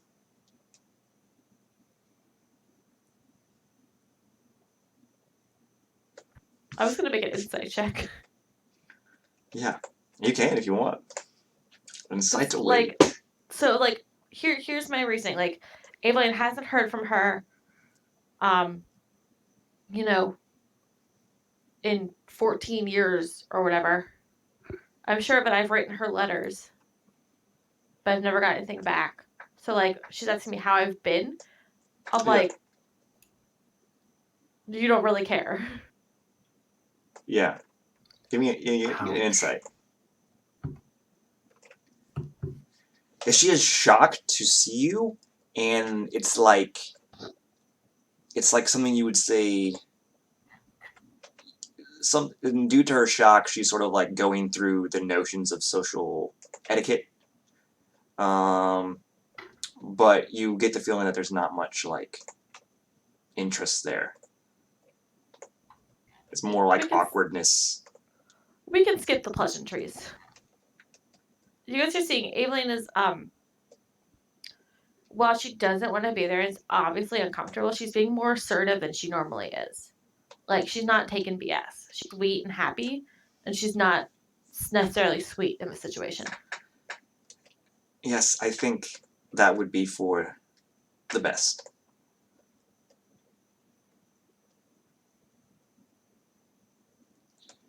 Anyway, is there anything else I can do to assist you or your companions here? I don't want to take up more of your time. I'm sure you're very busy, dealing with bandits and whatnot.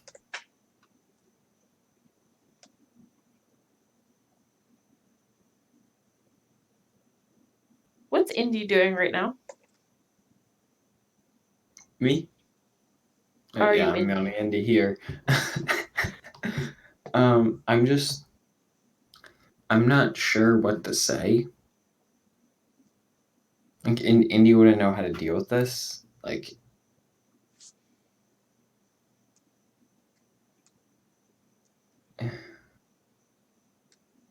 he'd just sort of stand there, I guess. Like, just sort of, like, really uncomfortable. Just sort of fidgeting. Like, tuning I feel up. like there's 7 people just staring at me. And no one is saying anything. And, like, I want my party to back me up. Well, Or, 9 More Lives will stare fixedly for a while and then start, like, retching like she's gonna throw up a hairball. Oh, no. Now, nevertheless, unlike the Ducal Castle, there is, as this is a temple, a holy temple dedicated to Lathander. There are strategically placed windows in here designed to maximize the amount of sunlight that is allowed into this place. Still, I think the spectacle before me would be more interesting. it makes Evelyn feel better. So, she says,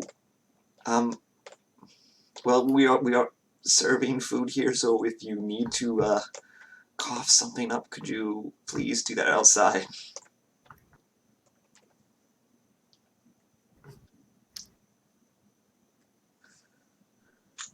What in the temple looks like the least convenient thing to throw up on? All the food in front of you. Which you just saw me make. So, like, don't throw up on that. But her feet would be fine. That sounds great. So I'm gonna start skittering like I'm trying to go somewhere in a hurry to throw it up.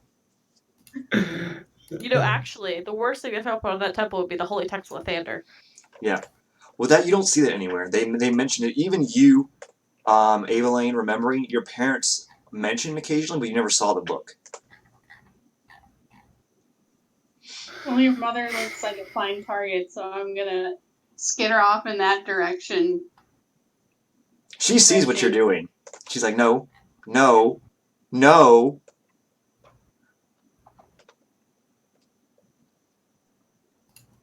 I am all limbs right now.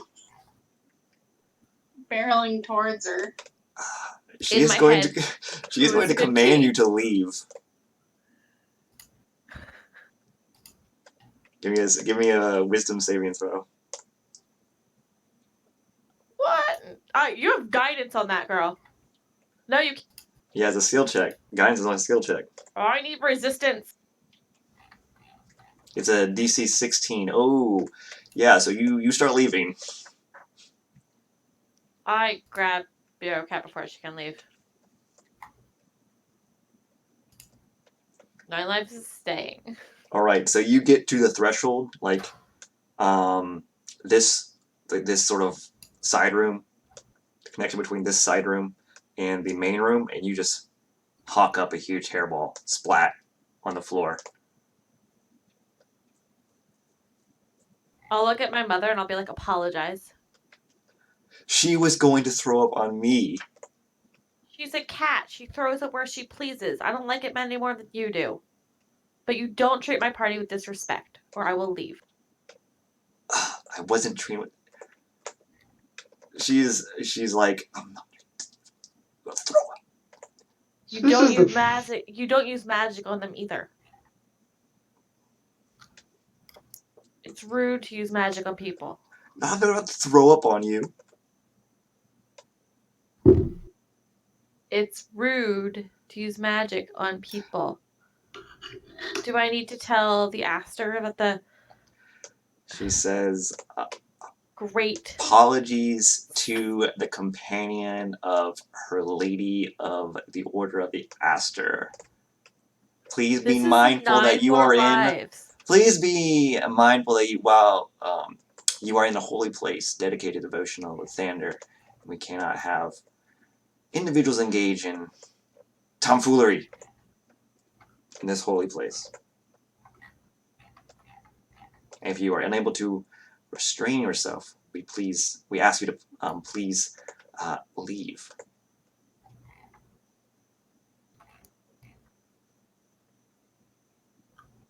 This So you is said- 9 more lives. You sent your daughter away for that many years, and this is it?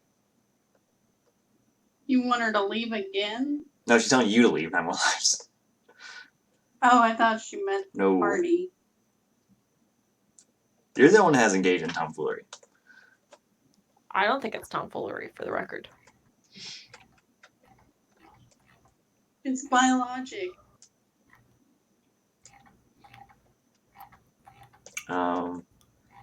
And she says, right, well, I need to clean this up and serve this food, so thank you for your Indy, can you clean assistance. that up for me? Thank you for your help, your assistance, Lady of the Order of the Aster.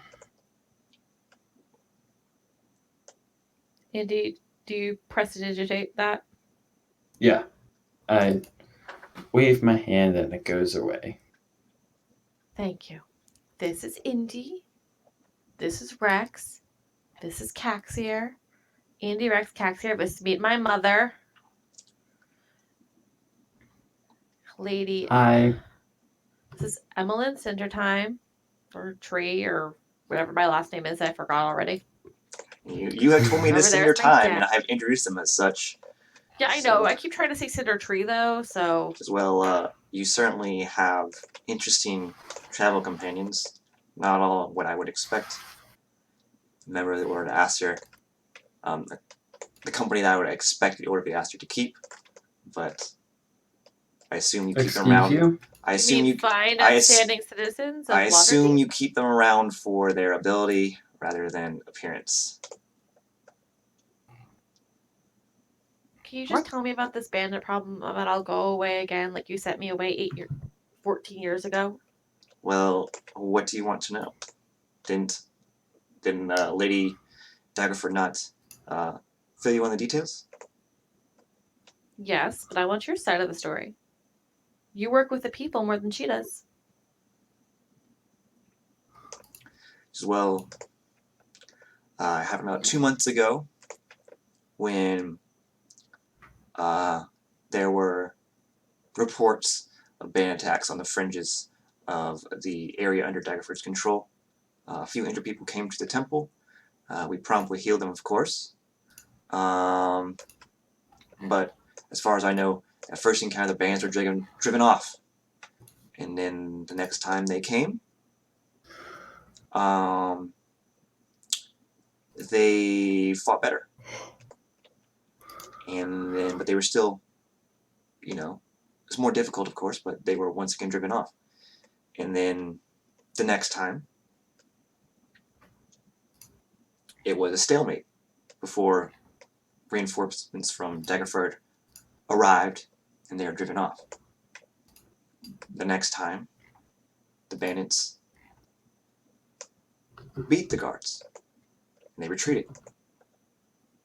And then that trend continued until they reached the bridge across the Dellenbeer River, and we are in our current state. The number of injured has increased, as well as the number of dead, as well as the number of refugees. To the point that we have no more space. Is this like the attack 14 years ago? That was, as far as I know, a one-time raid, and it was just due to misfortune that you and your sister were outside the safety of the castle, of the town walls at the time.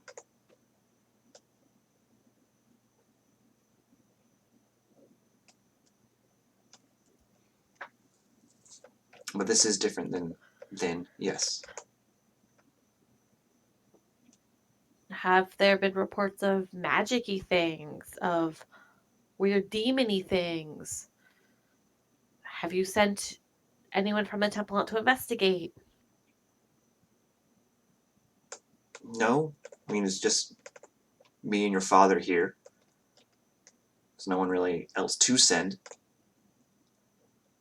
We sort of had our hands full. There have been... don't have an intern?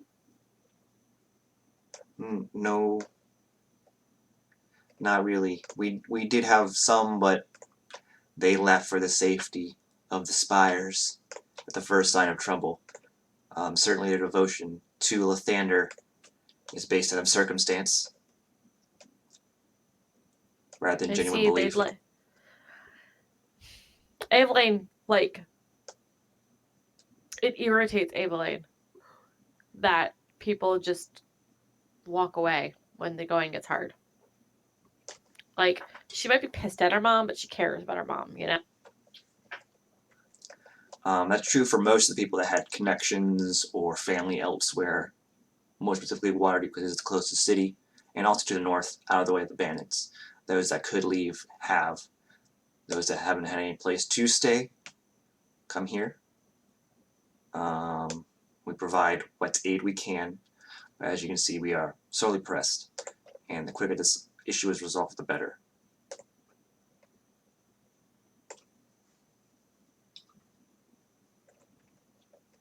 How can I help?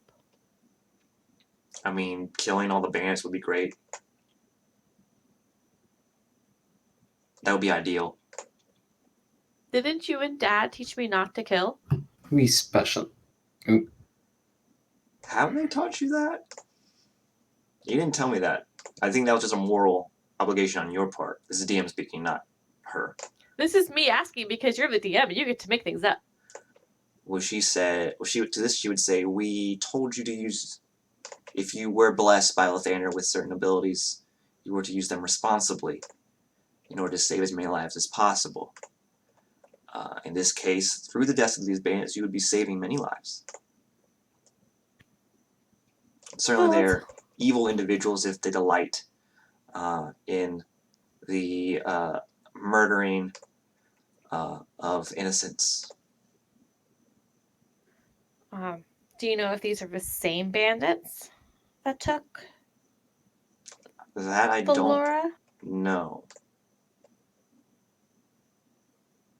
Do you know anything about my sister? Not since she was taken. It's 14 years ago. She is presumed dead, of course. We even held a funeral for her shortly after you left. You mean after you sent me away to keep me safe? That's one way to look at it.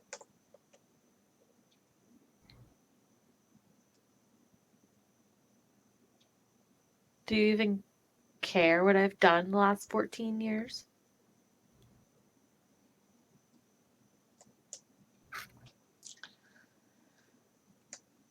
She says, anything you did accomplish is only through the grace of Lathander.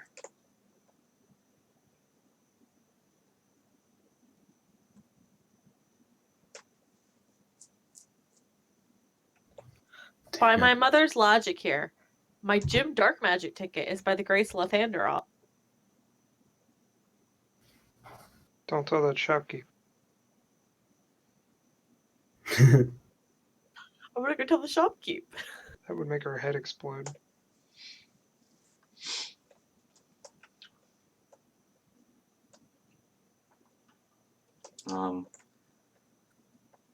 I wrote you letters. She You says, never responded. I didn't want to interfere with your training, your new way of life. Felt like we'd be holding you back. Back from being the errand cleric? I was under the assumption that Or the Aster did not have clerics, only paladins. You're a cleric. I created.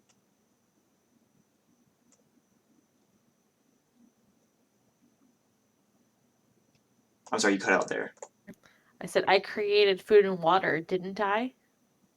Oh, I guess paladins can do that too. Yes, they Damn can. you, Dinar. Yeah. I'm a cleric. This is troubling news. I mean, it's not what we expected. I mean, of course, praise be to Lathander, but it's not. He moves in mysterious ways. It's not what we planned for you. Well, But his wisdom is greater than ours, I suppose. So as always, we walk in his will. You told the Aster to keep me safe. This is what they decided to do. They kept me safe by keeping me away from the action. They said, pray, learn, maybe one day. But till then, like, I heal people. I'm really good at healing people. It's true. I keep them alive. No one's died on my watch.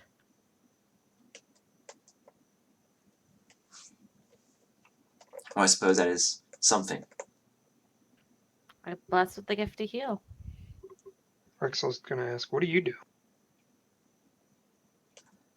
And you're asking Emmeline that. Okay. Yeah, because she's kind of looking down She on is a cleric. and- judgy. yeah, it's like Hey, I'm only playing her as you told me how to.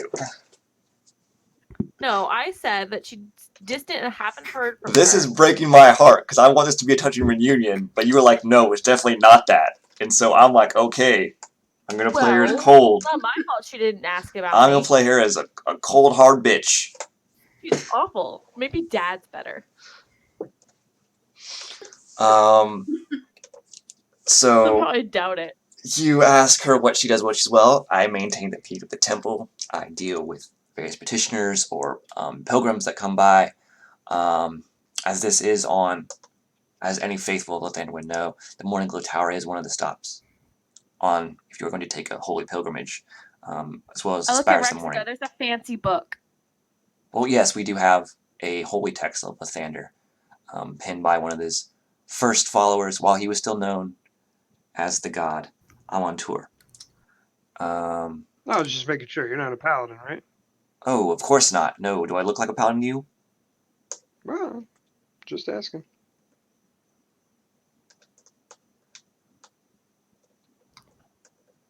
But yes, people come from far and wide to just glimpse the cover or a page of the Lie of the Morning, and that is enough to cause them to receive revelations from Lathander. What is Dad doing right now? He has not noticed. He's like, is everything alright in there? Because he's still like, there's like, Ava's gonna yell let me, there's like no, hundreds of, being there's like ridiculous. hundreds of people that he's walking around through. There's a lot. Evelyn yells back to him and goes, no, Mom's being ridiculous and judgmental. And he says, what he says back is, he says, you see his face in the doorway. He says, well, what else is new? He goes, wait, Mom. Vivian, is that you?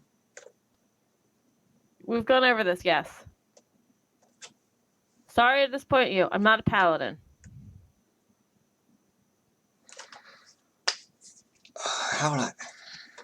See, I want to play with a loving father too, but I can't. I really want this to be a heartwarming. You could. You told me they're not. I said they were distant and I haven't talked to her be forever. so It heartwarming. mean he would not be happy to see her. Maybe he didn't write her because her mother was a fucking bitch. He's like, those. He says, those over the astro don't know what they're thinking. Then my daughter could have been the best paladin ever. Obviously, they don't know talent when they see it. 9 More Lives is gonna whisper to Evelyn and say, "Does he hate cats too?" Then he comes up to you, Evelyn, and he gives you a big ol' hug. She'll hug it back. Like he lifts you off the floor. That's fine. At least someone's happy to see me. Youch. He sits you back. Look at your mom. He sets you back down. Sets you back down. He's like, so. So how's life? Well, the Aster's really busy, so they sent me because of my history. Also, these are my traveling companions. This is Rex and Indy and Caxier and 9 More Lives. Don't be afraid of them. They're awesome. Yes, they do look quite the dangerous individual. I'd hate to meet them on the field of battle. They're pretty good in the field of battle. She'll toss a over her shoulder thumb. She at Rex and goes, "This one knows magic and fire." Whoa! She's just Indy. Not the holy fire Lathander, I presume, but more of the arcane nature. So look, my assessment of you is correct. Yeah. Indeed. She'll gesture to Indy and go, "This one knows all manner of different kinds of magic sources." Hi. And he's quick on his feet. She'll gesture to Caxier and go, "This one's deadly with a sword and super sneaky." And then she'll gesture to 9 More Lives and goes, 9 More Lives, do you use a short sword or a bow and arrow? I think she uses both. Mostly use a rapier. A rapier and a crossbow. This one's super sneaky, but uses a bow and a rapier, and also can do illusions in front of your face. Oh, quite the trickster, I see. Well, you certainly have an interesting group of friends here with you. Are you... If the Order of the Aster sent you, of course, I assume you're here to help us deal with a problem. Yes. Yes, I We couldn't ask for a better representative then. I know you'll have this well in hand. If there's anything you need from us, he looks at his wife, your mother. Is she fuming? Yes, she is. We'll, of course, help you in any way we can. So, right now, I'm ooh, eggs! Her. And he goes to get some. Bit bland, but it'll suffice. Hey, I made those. I mean, they're delicious. The best I've ever had. I made them. You know how I made them. I know they're bland. I can't do anything about that. Talk to I love your dad. them. I love your dad. I'm so, dying over here. Your D&D dad. My D&D dad's amazing. Wait. I have a table talk thing. For real. Yes. Remind me about it. Right now I'm also imagining my mother is her arms are crossed. Oh yeah, she's glaring at him crossed, tapping her foot. Yeah. Boys is very familiar. What does she look like? So she has brown hair, and it's in a sort of ponytail braid situation. It's going over her shoulder. He has brown hair, but it's a bit darker than hers, and he has a big ol' beard as well. And he's very big. Is he hardy? He's hardy, yeah. You know that in his past He was a Dummy cleric of Lathander, but more specifically, he was of the war domain. So he was quite handy with a double-handed, Nice. two-handed maul. What was my mother's specialty? She was light. Interesting. And look, they have a life cleric, baby. And a missing twin sister. What? What? Did my party miss the part where she talked about my twin? You brought it up like several times, but no one picked up on it. That's hilarious. Similar to like how I dropped. I heard. Similar to like how I dropped Vera's name numerous times, because no one picked up on the fact that it was the Vera they knew. But hey, this is D&D. Fantasy characters could share names, you know.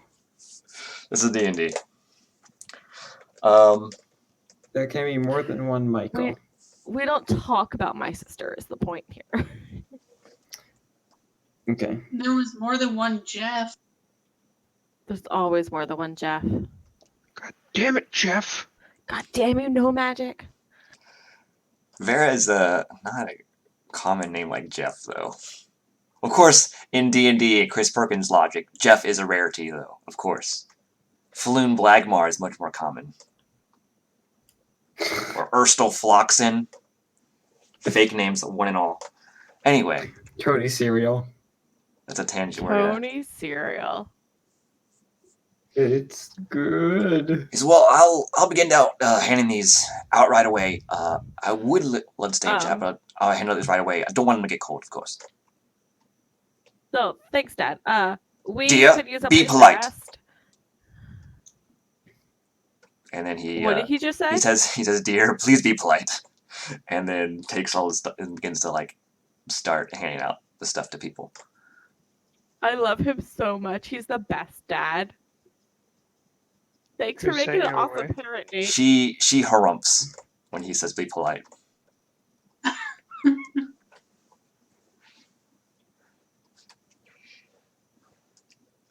Do we have any pets? I wanted to know if we had pets. Do you have a pet? You have a cat. I have Or they have a cat. We do? They have a cat. They got one What's after the you cat's left. name?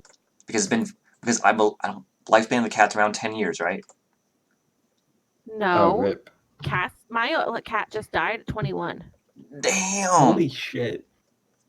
That cat can drink. Caramel lived till 21. Well, they have a cat that they got after you left. So it is a 13-year-old cat. Does it have a name? What does it look like? Inquiring minds need to know. Okay, so it is a light-colored cat. It was actually on your dad's shoulder when he entered the room, and it jumped off to get some of the egg. Is it an orange tabby? It jumped off to get some of the egg, but after it tasted it, it like spat it out and ran away. Spat out, licked its paw, and then ran away because it tastes bland. But it is a calico, and it enjoys. The pressure is on with this name. It enjoys soaking up the sun. What would its name be? 1 second. It's gonna be something clever. Callie. His name is. Let's see. Is it a boy cat or a girl cat? Well, it's a calico, so it's a girl cat. Calicos are all female. Exactly. I know that So much are about cats. tortoiseshells. I'm not great at cat names, but I know that much. For the record, Caramel was a tortoiseshell. She had an orange nose. That's why her name was Caramel. So the cat's name is Morning Dew.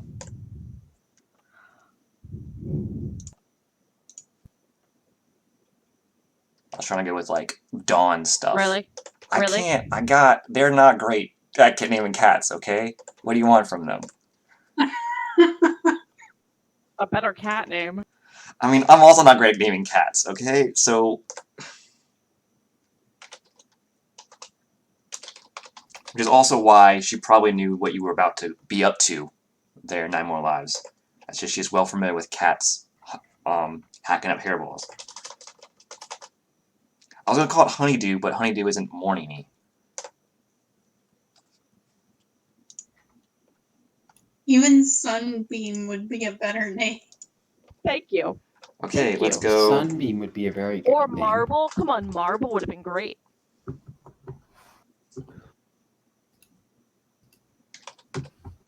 You're talking to cat people. We have standards for names, I don't know. I'm sorry. Okay, I did not foresee this enthusiasm about cats. we? Wait. Hey, 9 More Lives. How do we feel about cat names? Okay, let's go with Sun. Well, Let's go with Let's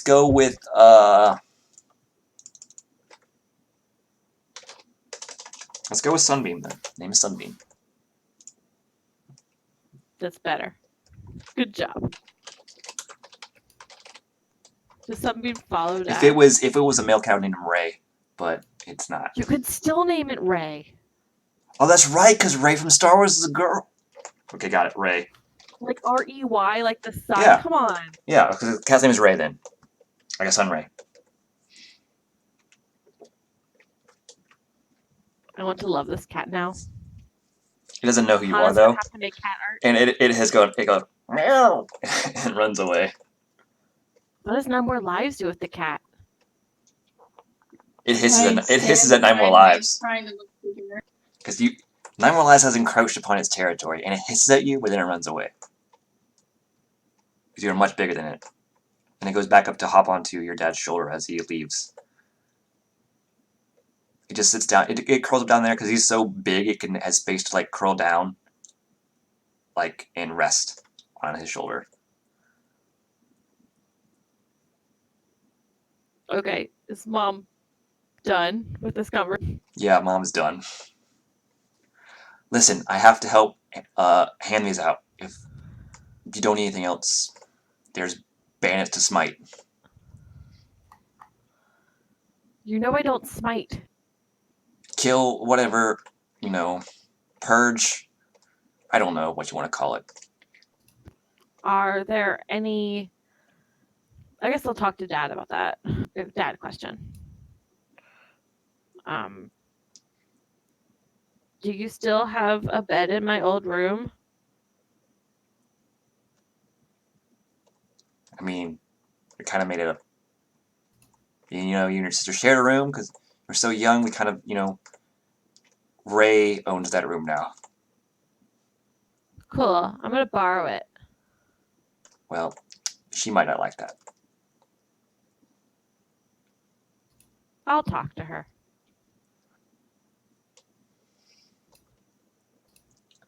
Okay, I'll help Mom. I'll turn to the party while Mom starts handing stuff out. I'd be like, okay, I'm so sorry. We have bandits to spite, but we also should help these people. Do you mind helping me distribute this food? And not killing my mother. I know she's a pain in the ass. I'm sorry. I can still hear you,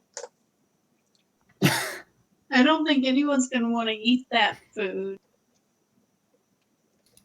They don't particularly have a choice in 9 More Lives. They either eat it or they starve. The farms have been killed, and at this point they're used to it. They've just been eating biscuits, not eggs. Maybe the texture change would be better. Well, anything is better than sticking around here. Your mother's terrible. Once again, still here.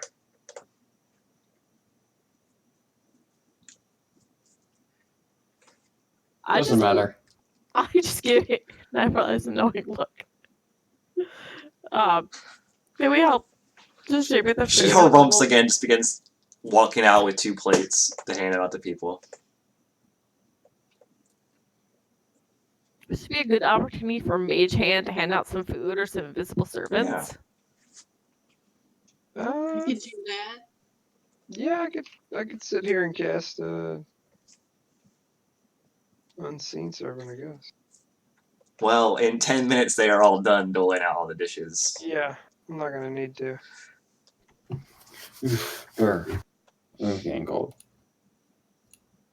But the people are grateful to you. Is there anybody hurt? There don't be any injured. Just hungry individuals.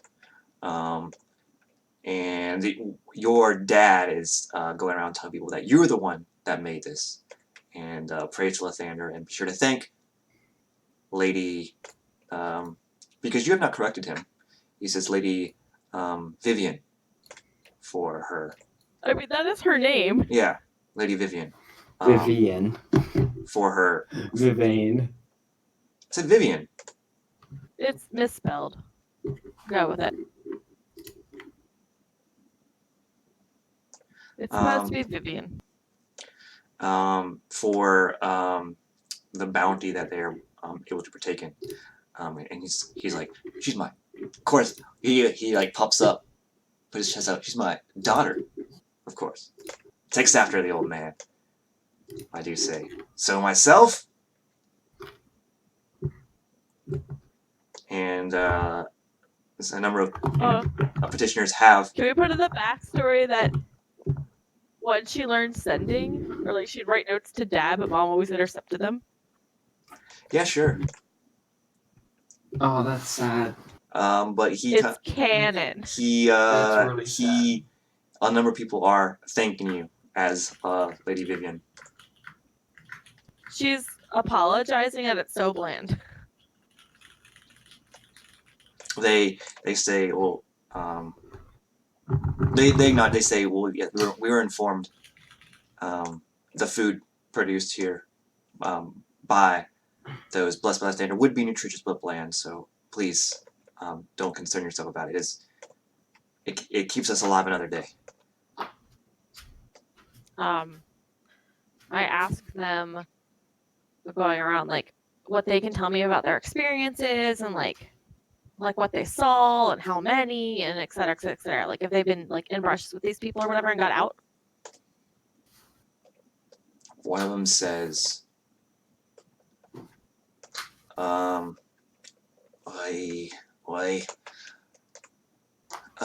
a young boy, a very young boy, and he says, Ailey would like kneel down. Yeah, he like is like crying when you say got away because he tells you how he only got away because his parents sacrificed themselves so he could run away. Oh my god. She gives him a hug if he accepts it. Oh yeah, he will. That too. And he says, and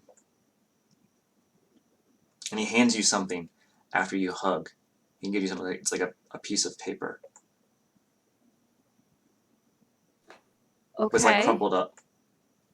I'll look at him like, can you draw me a picture of him or tell me about them? He says, this is all I see at night when I go to sleep.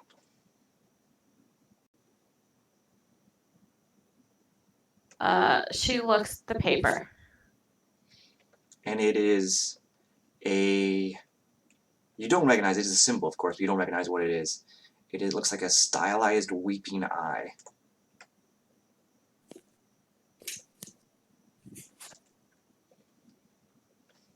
It's what? Sorry, a stylized weeping eye. And it looks like it's weeping blood. Not, because it's colored it red. Not, so it's in black. Everything's in black except the teardrop, which is red. But it's like, That's terrifying.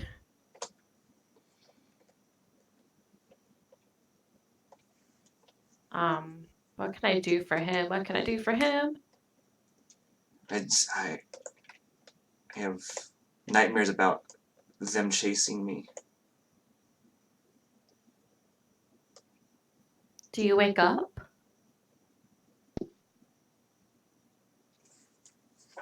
Do you pray to Lathander before you go to bed? I pray, yeah, I pray every night and in the morning and before lunch. Have you told Lathander that they're scary and visions? Yes. Okay, I'll tell him too. Okay. And if we both they told tell me him, that people would come to help. I am here to help. I'm gonna help. And these friends, you see my friends, they're gonna help. They're not scary. They got horns though. But they're good people with horns. You know what? They defeated a demon. That's scary. It was scary, but they defeated it, and I kept him alive with Lathander's blessing and help and healing. Wow. Yeah, but you know what? Lathander lets me do that, and Lathander keeps me safe. And if Lathander keeps me safe, he must keep you safe too, right? Yeah. And if he lets me keep my friends safe, he likes them too, right? Yeah. And so I'm gonna do my best to keep you safe, Okay. okay? But you have to eat your veggies and pray to Lathander and be a good boy. I'll be Because the I know best. it's scary. I'll be the best boy. I know it's scary. What can you tell me that'll help me beat the bad guy for you? He looks at what he gave you, like your hand. He says, "That they How had many? that." She'll hold her fingers and be like, "How many did you see?" He says, well, first of all, he says they had that on them, Okay. and he holds up. He holds up like his both of his hands twice. So I saw this many. Okay. That many, and she'll reiterate it. Yeah. That's a lot. That's a lot. Yeah. Did they have swords? Like, she'll gesture to like the outline of Nine More Lives' rapier, which is I assume put away. No, they were bigger. Bigger, like she'll point to her mace on her back. No, like he's saying that they were not rapiers. I got that. Okay, but he I says pointed to the mace on my back. no, they didn't have those. They had bows though. Like this one? Or like mine? Are you saying? He's Like saying. the crossbow or the simple bow? Oh, yeah, short bow. Okay. Let me make sure. What kind of thing does Caxier have? She just has her gauntlet now and like tons of daggers. Okay, she doesn't have a sword at all. I don't think so. She has scimitars, but she hasn't used them in a hot minute. She'll gesture to the scimitar. Be like, is it like this? No, they didn't have any curved swords. Indy, what's your weapon?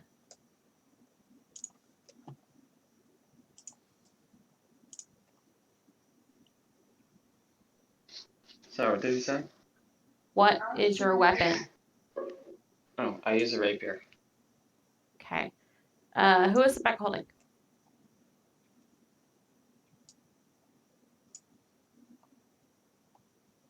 Cat.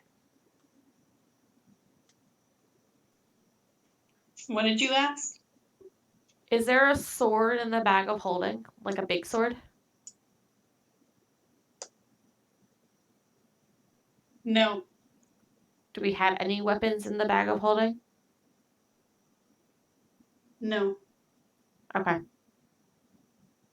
Can you show me with your hands how big it is? What in particular?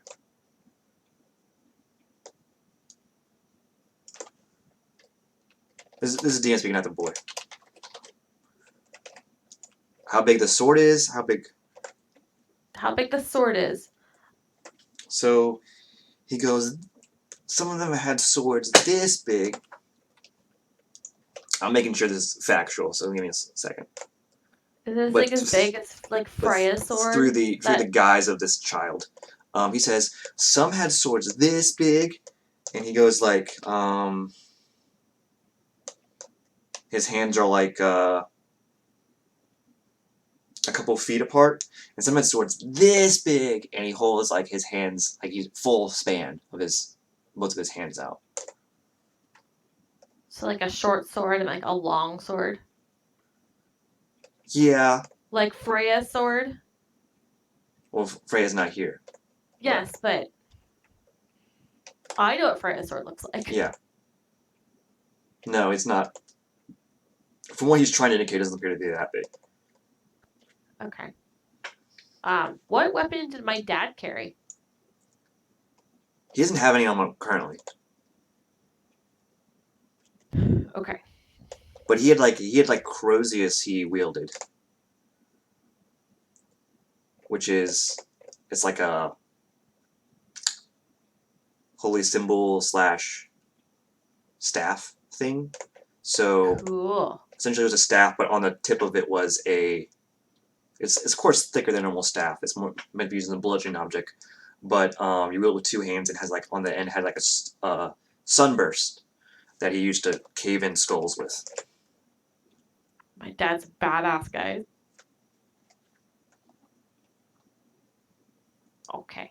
Did they use magic or no?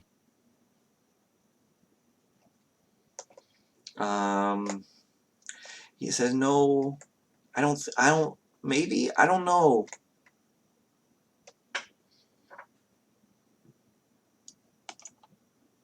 Okay. You know my friends can do magic, right? Do you want to see magic? Okay. Would it make you feel better? Little. I cast prestidigitation.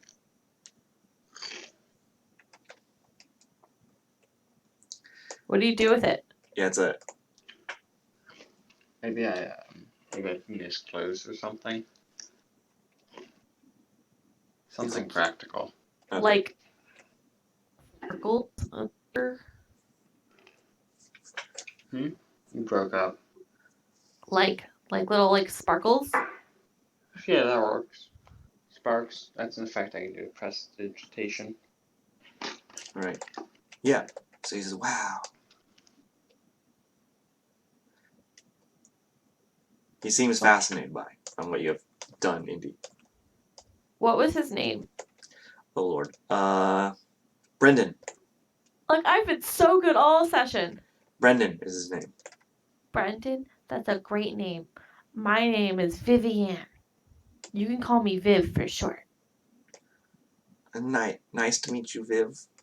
It's nice to meet you, Brandon. I have a job for you if you'll accept it. Okay. Can you sit here, right, all day and you're safe, yeah? Yeah. I want you to use your ears and your eyes and listen and tell me what goes on if you hear anything else. Okay. Okay?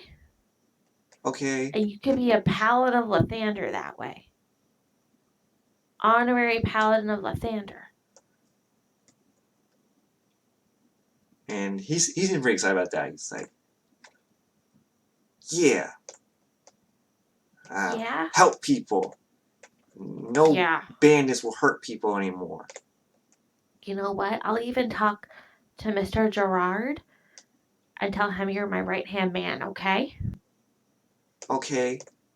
Okay. He's nice. If you do, he is nice. Do you like his cat? Yeah. Yeah. Does Ray come and sit with you? Sometimes. Okay, good. Is Ray a scary kitty or a nice kitty? Nice. Good. Not usually nice. Sometimes scary. I know. I have a cat friend too. Emmeline's scary. I know. I'm sorry. Okay. Well, you have your job, right? Yeah. Okay. I'm gonna go see if I can deal with those bandits now. Okay. Okay, thanks, Brandon. She gives him one more hug, and then she goes and knocks the group away from him. All right. And you guys staying around Morning Glow Tower, or are you going out and looking around, visiting other places? There's nobody who needs to get healed. We should probably go talk to the mage. I don't want to go fight the bandits right this second. Because I'm down that 3rd level spell. Selfish Joe wants to heal. Party, what do you want to do?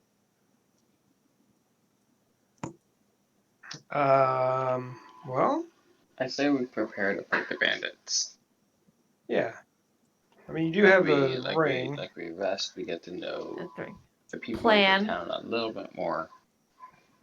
I want to do research on this symbol. Oh, I would show the symbol to the party.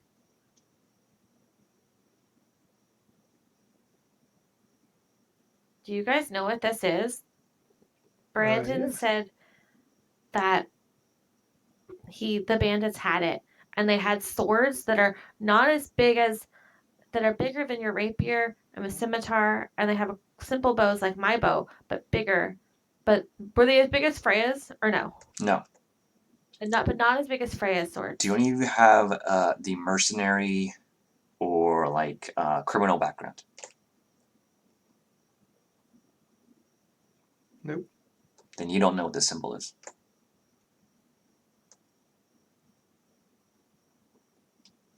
Can make a history check? They're not that well known.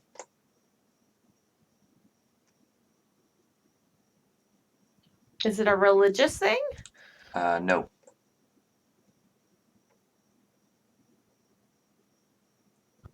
Can I go as Dad? Hang on.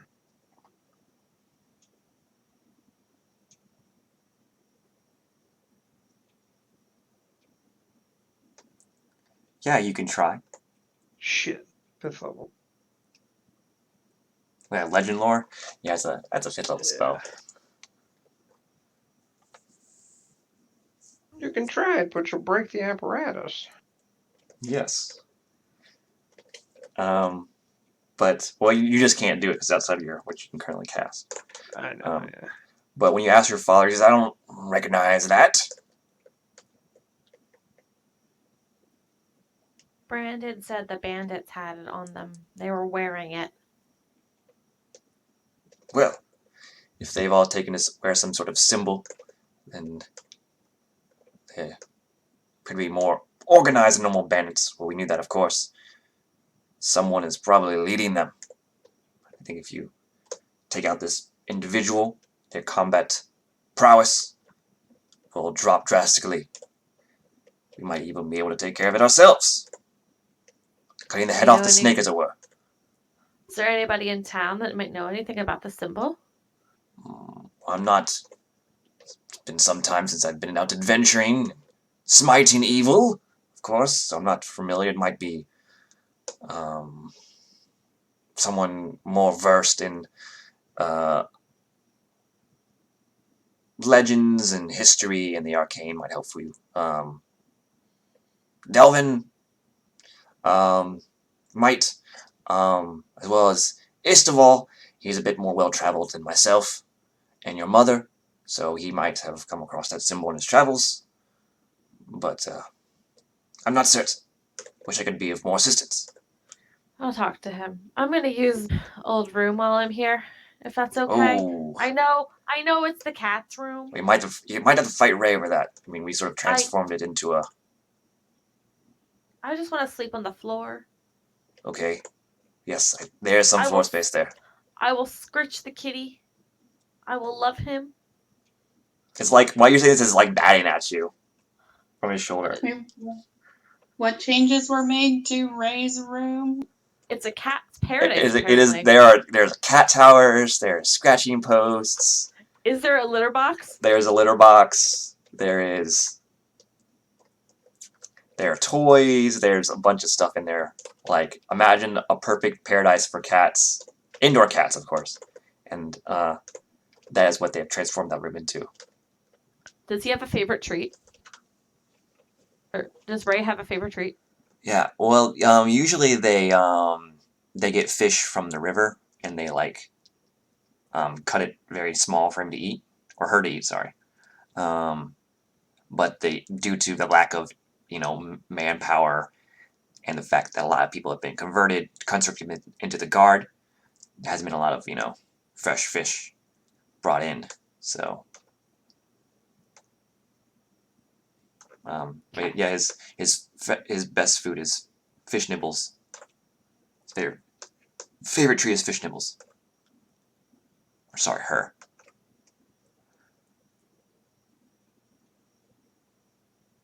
Yeah, I'm a guy, so my default pronoun is he. I'm sorry. I wish I had string. Well, we use thaumaturgy to also entertain the cat occasionally. But he's sort of. I can do that. But she's sort of wised up to our tricks, so she just comes and puts up a hand on her paw on her hand, like stop. I know. So, you know, it was good going for about a year though. Very entertaining. Smart cat.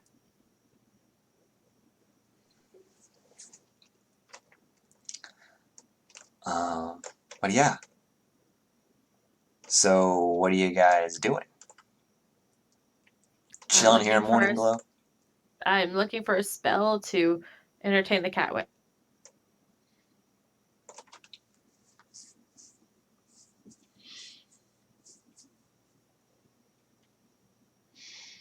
I got one. You have one? Well, Oh, please. Oh, please. Doesn't Indy have a thing? He has a flamethrower. God damn you, Indy. Why didn't you buy the hat? Oh no. Yeah, he didn't buy the free rat hat. No, I was gonna do the animate thing again. Tiny servant. If I had fast friends prepared, I would totally You cast better the not. cat. You do not. I'm not gonna do it on your thing. No. I'm not doing that. But I'll find One of something. his toys or something. Yeah, on one of the cat's toys. I'll try to do that. What does that take? I think it's a 3rd level spell, or 2nd. Tiny servant.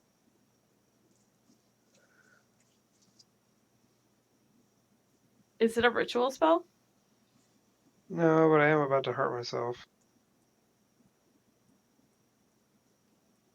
Don't do If only if that. you roll poorly on the Arcana check. Did you just not prepare it? I don't need to prepare it. You should always have that prepared. Tiny Servant is not something you want to waste a spell. Usually, you waste a spell learned in. It is not a waste. It is. There's so many better 3rd level spells. Oh, I can fly, or I can make a mug, get hands and feet, and walk around. Okay, I did good enough. Oh, thank goodness.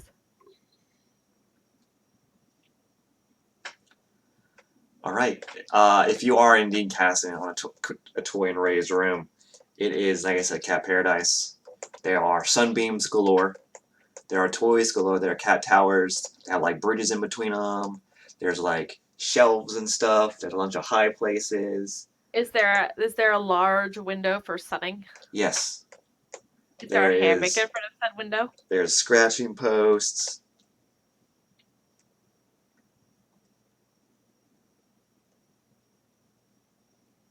But Ray is currently not in this room. She is on your father's shoulder still. So Buckle up. So I'll cast it just on some random toy. you see plushy, sort of like the stuffed like mice and fish. Does it have catnip? Yeah, some of them have catnip in them, but definitely the fish, because just a fish with hands and legs is funny to me, and I'll have that run around the house. All right. It's 8 hours. It doesn't require concentration, and I can just do that. Avoid the cat. Is gonna be so tired. That cat. So basically, what happens is you send out to the main room. The cat doesn't see it at first, but then eventually, after a couple of minutes, it does. And then it sort of like is looking at it, and then it has noted it, and then it takes interest, and then it stands up on your father's off your father's shoulder and leaps off and lands on the ground and begins walking towards it. And then it begins, as it gets closer, it gets lower and lower to the ground. And its tail gets behind it, starts going back and forth. And then it gets close, and it jumps on it. And it tries to snuff the life out of this creature.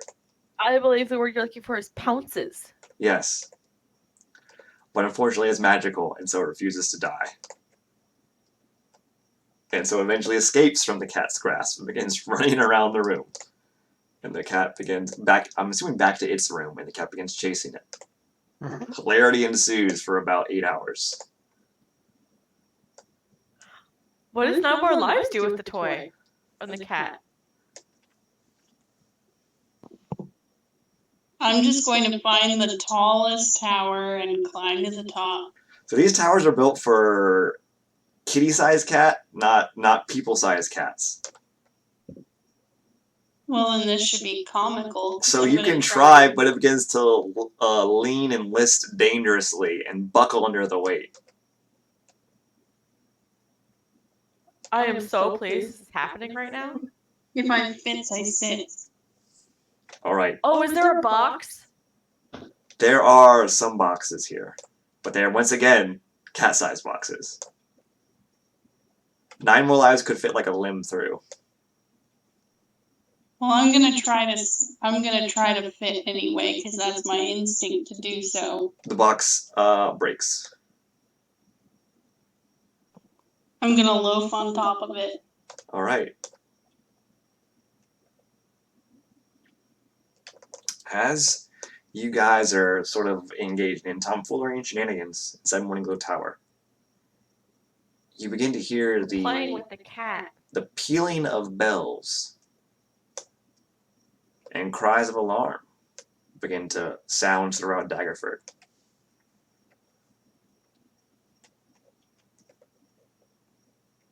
How much later? I would have gone to bed immediately.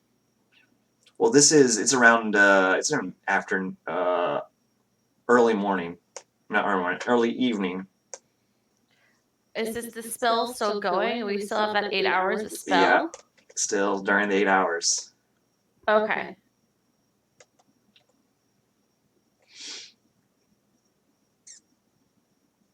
There are cries of alarm. You can hear your father shouting downstairs, prepare beds for the injured.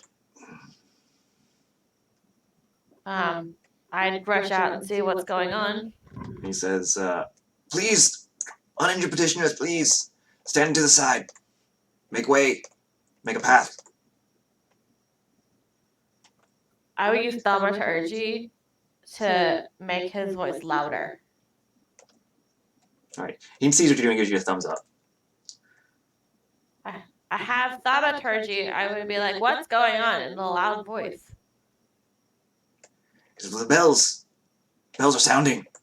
We're under attack.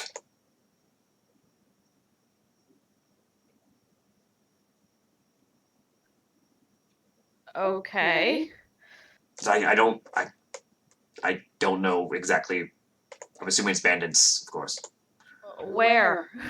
Once again, I've been here. I'm just out of the loop as you are. My duty is here, so of course, here I shall stay, ready to receive the injured. You got this? Yes. I'll go deal with bandits. Hopefully my party is following. Yeah, he says, may the light of the Thunder shine on you we're always. I give you a hug. I hug him back. I'll be like, protect Brandon and be safe.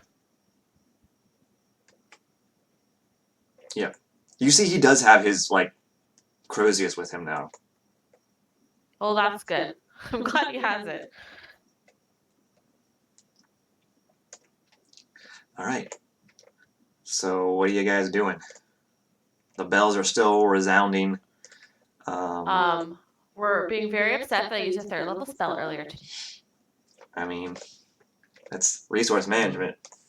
Well, I was expecting to fight them tomorrow. Yeah. I mean, bandits don't wait, though. Bandits don't wait for when it's convenient for you. Well, I was tired after traveling and fed the people. It's cool. I have an extra cure spot, so it's fine. And we're in a. Hey, do I know how clericy my parrot? Well, if they can create food and water, they're at least able to use their level spells. Cool. Super helpful. Yeah. Okay. I guess we go fight some bandits. Are you ready to fight some bandits? Sure. I'll point out that it's 10 of midnight. Yeah, I know. I was planning on doing it earlier, but you guys were engaged in shenanigans, so you guys are rushing out. You guys we are were rushing. role-playing. You guys are rushing out to engage in said banditry, and we're going to end the session soon. And someone meets up with you, the to be determined new addition to the party. I was hoping so. And Briefly, like we're fighting in the battle. Briefly introduces themselves and says, I'm here to help? Essentially, yes, that they were, after Freya was transferred out, they were assigned to your group, but you left Waterdeep before they could join up with you, and so they followed you and only recently arrived, and then these bells started sounding, and people are going crazy, and if this is an obviator, they say, I'm assuming there's people to kill, if so, I got you covered. I like it. But yeah, and if they're not, maybe they have information on the guy. If they're a lore monger, who knows? But yeah, so that is where we'll end the session, beginning with some combatiness. And yeah, see you guys next week. We'll stop now recording, but we'll still be in table talk. So we'll see you guys. Any viewers? I don't think I had any, but if I do get some eventually in the VOD or something, see you guys next time.